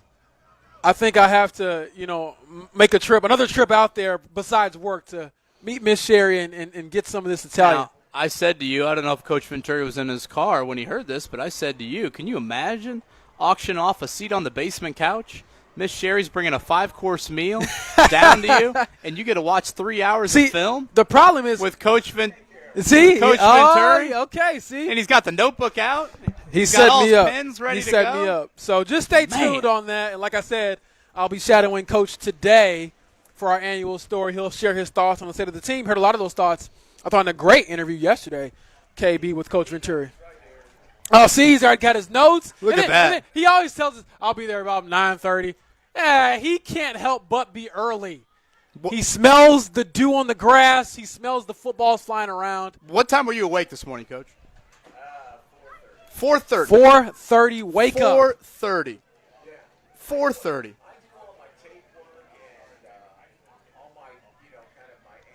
That's your time, isn't it? When's the last time you've seen 4:30? Man, only when I willingly, never. Willingly. I only see it when I have to catch a flight back from one of these Colts road games. I just find no distractions. I get up, get Miss Sherry some coffee about 8 o'clock. She's on a different I love it. Yeah, see? I love it. Just save all that, Coach. We'll talk all about it. That's the grind. James Boyd going to follow Coach Venturi around at practice today. Again, 90 minutes is the schedule for today. Blake Grupe kicked the ball excellent yesterday. I see Spencer Schrader off in the distance. It sounds like period 1 today. He will be getting his chance to kick. And, to be fair, I thought Spencer Schrader said after practice yesterday, James, this is still a bit of a work. Like, I'm still – that was a serious injury that he suffered. First off, it was an ugly-looking injury. It was a total cheap shot is the phrase that's coming in my head. It was a total it was a dirty play. BS play. They were getting smoked in the game, and I think that's what you saw. Manner of the play that they did. Raiders, right? Raiders, I think. It was the Raiders game. It was in October. And so I feel awful for Schrader. But right now, Blake Grupe is literally not missing a Colts uniform. Yeah. Not missing a game. And you and I have gone through the practices here, the full team practices. He's been money. He has dead been eye. money. So big day for Spencer Schrader. But indeed, the full pads are back on. And we'll see if DeForest Buckner starts to get involved in any team drills. I think that's kind of next on my docket. I see Jalen Farmer, the 4th-round pick out of Kentucky, doing some individual work out of here. He is a big dude. He is a big. And for some reason, when they roll the jersey up a little bit, it makes him look even bigger to me. I know. I don't think I'll ever. That's an SEC offensive lineman right there. Yeah. I can see why Florida. I just wonder, like, him initially. Do you ever have those moments where even beyond the lineman, someone like A.J. Halsey, for example, walked by me yesterday on the practice field, and I'm like, boy, how are we the same species? Like, just how? Because if you look at A.J. Halsey, he kind of looks like a linebacker, and he's playing safety and moving, like a safety. Gosh, man, it's just Seth McGowan, same thing. I'm like, he's an alien. He looks like an alien. Yeah, McGowan is a big running back. Yeah, it's so pathetic how fired up I'm getting today about this Notre Dame schedule. Yeah, people are asking me about this year. Oh, they're only playing one Power 4 team with a winning record this year. BYU, Miami. Yeah, SMU didn't win 8 games. Hell, man, SMU is a playoff team. They still have their quarterback from their playoff season. So let me ask you this. I'm not saying your argument is wrong, but are you fighting a fight you can't win because you're talking about the defending champions? Well, no. Well, a little bit of that. I think I'm probably fighting a fight that I can't win because people just bitch and moan about if you're in a conference or not. Well, yeah, you're never going to win that, bro. Right. Never. But if you compare the Notre Dame schedule right up to anybody's, it's very, very similar. Yeah. If not tougher in some years. I kind of like it. I hope they never join a conference. I'm glad you're with me on this. Yeah, I think for me, I think like we talked about, you need some sports hate. I think if they joined the conference, they'd be less hateable. I need that. I'm serious. I mean, what is college sports if we're not arguing about stuff like this? Oh, 100%. In August. Yeah, I mean, good, come on healthy, now. Yeah. Good, healthy sports hate. Yeah, I'm all for it. I think it's really important to have some nice tension, and clearly You do. It was a heavy run game focus from the Colts yesterday in full pads. We'll see if that continues here today. Again, this is their first time they've gone back-to-back days in full pads. They'll be off Wednesday, night practice Thursday, and I'll continue to reiterate this. The night practice last year had a heavy scrimmage feel to it. It was a legit, practice, and I think how Shane Steichen views it, James, is, okay, a week from Thursday, they're going to play a game against the New England Patriots. Well, in all likelihood, of the 22 starters on this football team, I'd say the vast majority of them will not be playing in that first preseason game a week from Thursday. So I think he kind of looks at Thursday night, i.e. 48 hours from now, as kind of a legit scrimmage. You're not taking Jonathan Taylor to the ground. No. A.J. Halsey's not able to uncork on a leaping Tyler Warren over the middle. But I think you are trying to get as live, full speed as you can here for an NFL training camp. I'm glad you have my back. Always got your back, brother. When you're right, you're right. And you had my back on the young jock. Well, yeah, I mean, this is my thing with the dancing. And I get that we have public jobs. We open ourselves up to criticism. That's part of it. But those who often say what they woulda, coulda, shoulda did ain't doing it in front of the camera. So show us your young jocks if you have any people who are against your rhythm, KB. Oh, man, that was great. Mark, thank you for that. One final time here. We are live at the Droplight Grand Park campus, Westfield, Indiana. It is our final show, sadly, here in Westfield, probably for a long, long time, frankly. We'll chat with you one final time here, 93.5, 107.5 The Fan.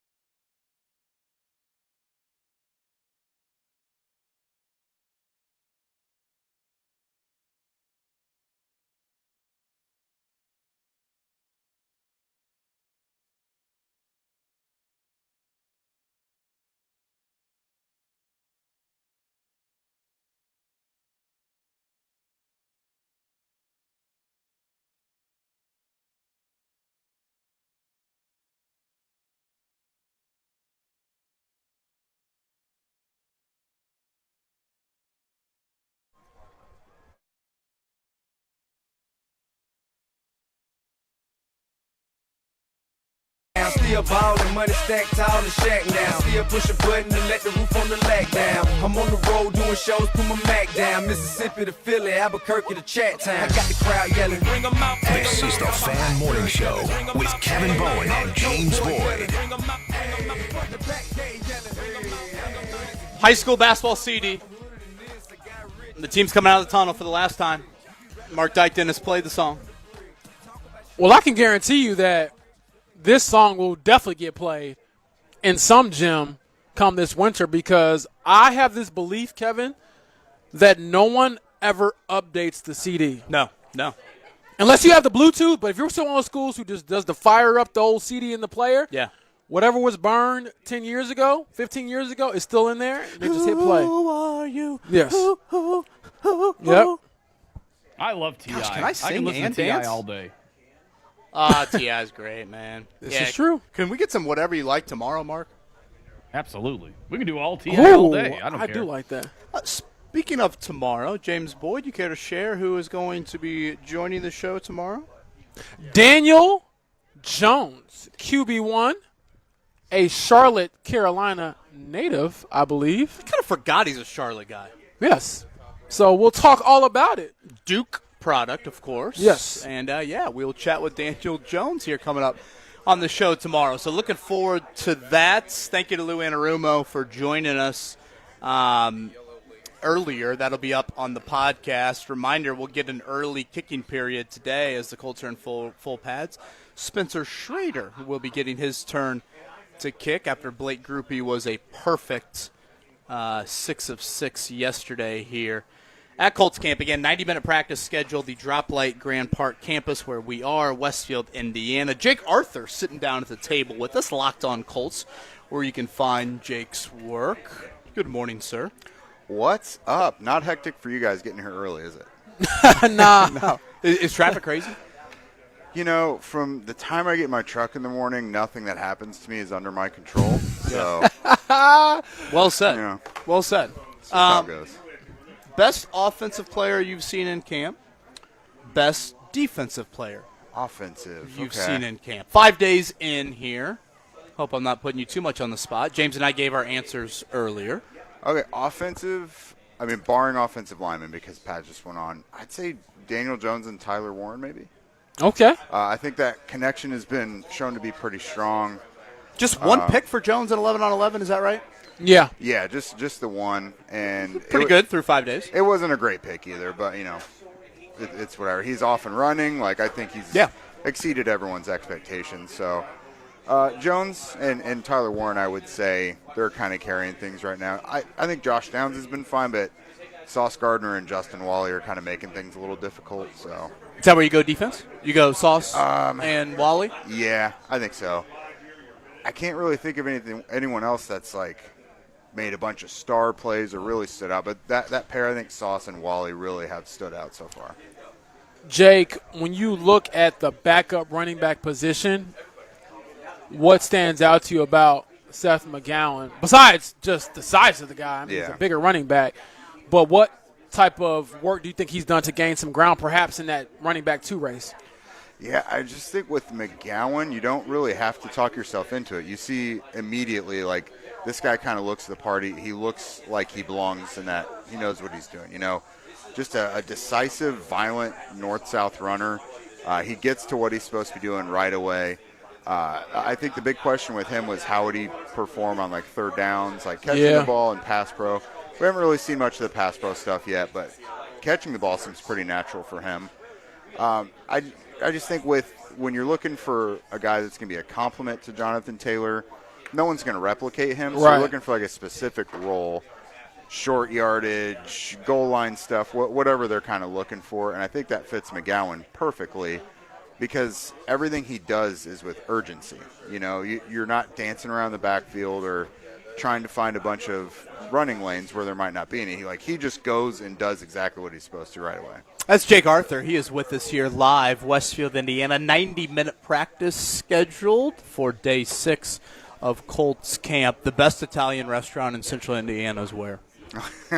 I saw this early for you guys. God, I would say, you had Mama Carolla's on there? Yeah, we I did. like the vibe there. Yeah, I don't go to a ton of different Italian places. I eat Italian food all the time, but Mama Carolla's is probably the better one I've had. I'll shout out Sal's in Brownsburg is also very, very good as well. Just S-A-L? S-A-L, Okay, Sal's. apostrophe S, Okay, Sal's. okay. Yeah. All right, noted. Got to get the local flavor in there. Mark Dykton, you ever been to Sal's in Brownsburg? Yes, delicious. Love Sal's in Brownsburg. Yes, that is a good spot. All right, okay. We didn't have a lot of West Side flavor. I think we had a place called Frank's in Danville that was thrown on the list, so good to know we've got a little Brownsburg action there. I don't say this because I think like he has been bad or he's had a rough camp by any means. I get he missed the first couple days, but like, do you think C.J. Allen is 1,000% a day one starter? I think They've so. rotated a ton at linebacker. They have. I think they're just maybe trying to figure out who's going to do what situationally because there's going to be a lot of sub-packaging with Lou Anarumo. A lot of blitzing, a lot of just different situational stuff. So I do think Allen is your starting just baseline Mike linebacker. Yeah. I think that will be the case. I asked that because Cam Bynum was doing the communication yesterday. Yeah. And I thought that was interesting. I'm curious if that will repeat itself at all. So I number one, I think we really know that Lou trusts Cam Bynum quite a bit, but like I don't think you can put all your eggs in that rookie basket, and I'm sure Zaire Franklin was probably the green dot last year. Yeah. So they have to have somebody else available to do it, I think, and Bynum is a logical choice. I do get that that's something that kind of opened your eyes a little bit, seeing Allen not doing it. I do think he will still be the Mike. I think they're just more so trying to suss out, like, do we want to start Bryce Betcher next to him at will? Like, is it Akeem Davis-Gaither better on rundowns and then Betcher on passing downs? Like, what do we do with a GK? And Jalen Carlisle, surprisingly to me, has kind of re-entered the fold a little bit. So I just think they got a lot of guys trying to figure out where they want to use them. With DeForest Buckner, Jake, how confident do you feel that he can still be DeForest Buckner as we've known him to be in the past? I know he's made some progress, but it has been gradual. Yeah, I think I think it's fair to be skeptical there. I'm going to kind of have to see it to believe it. I still think he'll be effective, but yeah. Buckner was perennially a top 10 defensive tackle in the NFL, and that's just something I'm not sure we're going to see. I think it would be wise to maybe have a smaller concentration of his snaps just to like get more quality and fewer snaps. Because you got Colby Wood and you got Tommy Adebaware. You've got some other guys you can use. So having Buck go out there and play like 60 or so snaps a game, it doesn't maybe seem like the most efficient way to use him. But yeah, and he himself has admitted he's going to have to make adjustments. You know, whatever these adjustments are moving forward with pads on, and you know, it's a serious neck injury. So we'll have to see what that looks like. I think we're all hopeful he can return to that, but he's also getting up there in age. You know, age 32, age 33 season coming up. So there's a lot that we need to see from Buck to believe that he's that guy again. Jake Arthur, Locked On Colts. It's a great listen. Him and Zach Hicks do wonderful, wonderful work on the audio platform. Jake, always very diligent with his practice observations. I know you want to get out there, so we'll leave you with this. You are a big back end of the roster observer. Yeah. Give us a player right now that a week from Thursday you are curious to watch in a preseason setting that right now people wouldn't assume is on a 53-man roster. Well, Cameron Mitchell would have been one of my short list guys until his cornerback injury. got hurt the other day. Unfortunately, yeah. I think safety is super interesting just because they've got a really deep group there, and I think they want to get some of those guys involved. Daniel Scott is a guy that still has remained active on special teams. Former draft pick. Yeah, in the rotation there at personal protector with the punt team.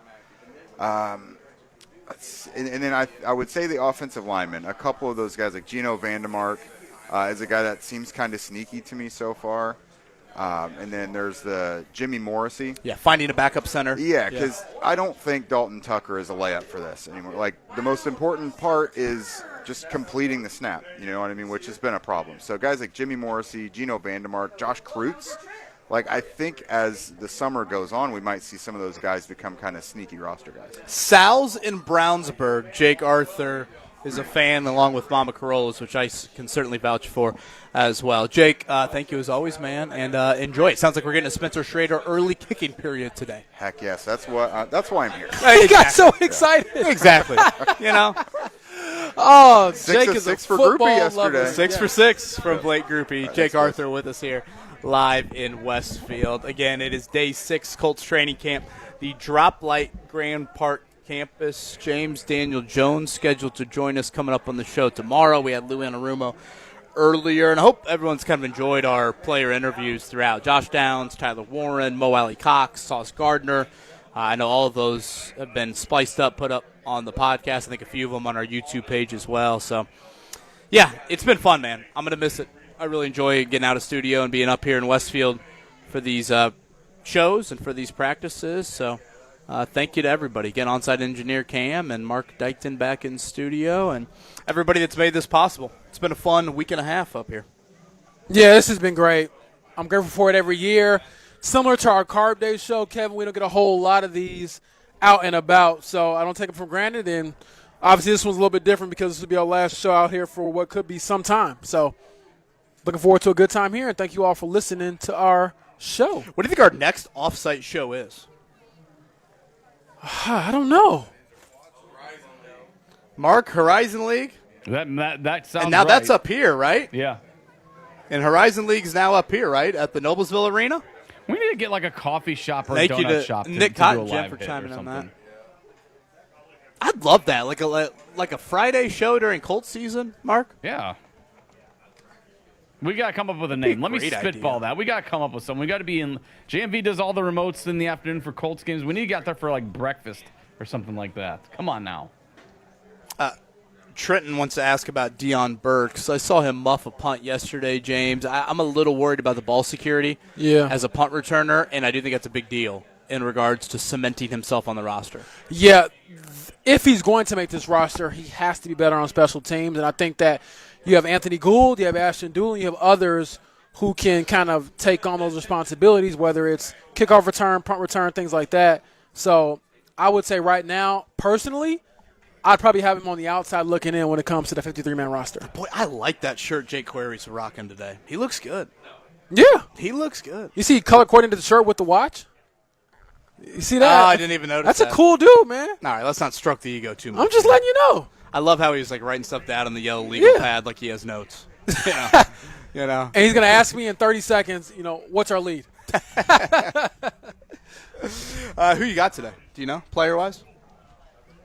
Cam Bynum, I think. Ooh, that's a good one. Cam Bynum. Or Bernard Ryman. Or Bernard Ryman, who owes Jake some money after last year. In his No, I contract. feel like if you're going to get some money from Jake, you need JT to stop by. Get some things done. Well, yeah. Malky Kawa would certainly love that. Cam, thank you, sir. On-site engineer. Nick Cotton Jim helping us out digitally. Again, Mark back in studio.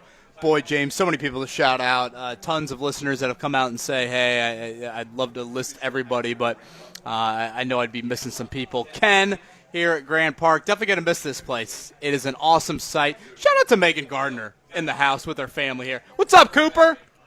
What's up, brother? Look at that. We got everybody in the building here. Westfield, Indiana, where we are. Jake will have you 10-1, the Drop Light Grand Park campus. Day 6 at Colts camp. 90-minute practice and full pad scheduled. We'll chat with you back in studio coming up tomorrow.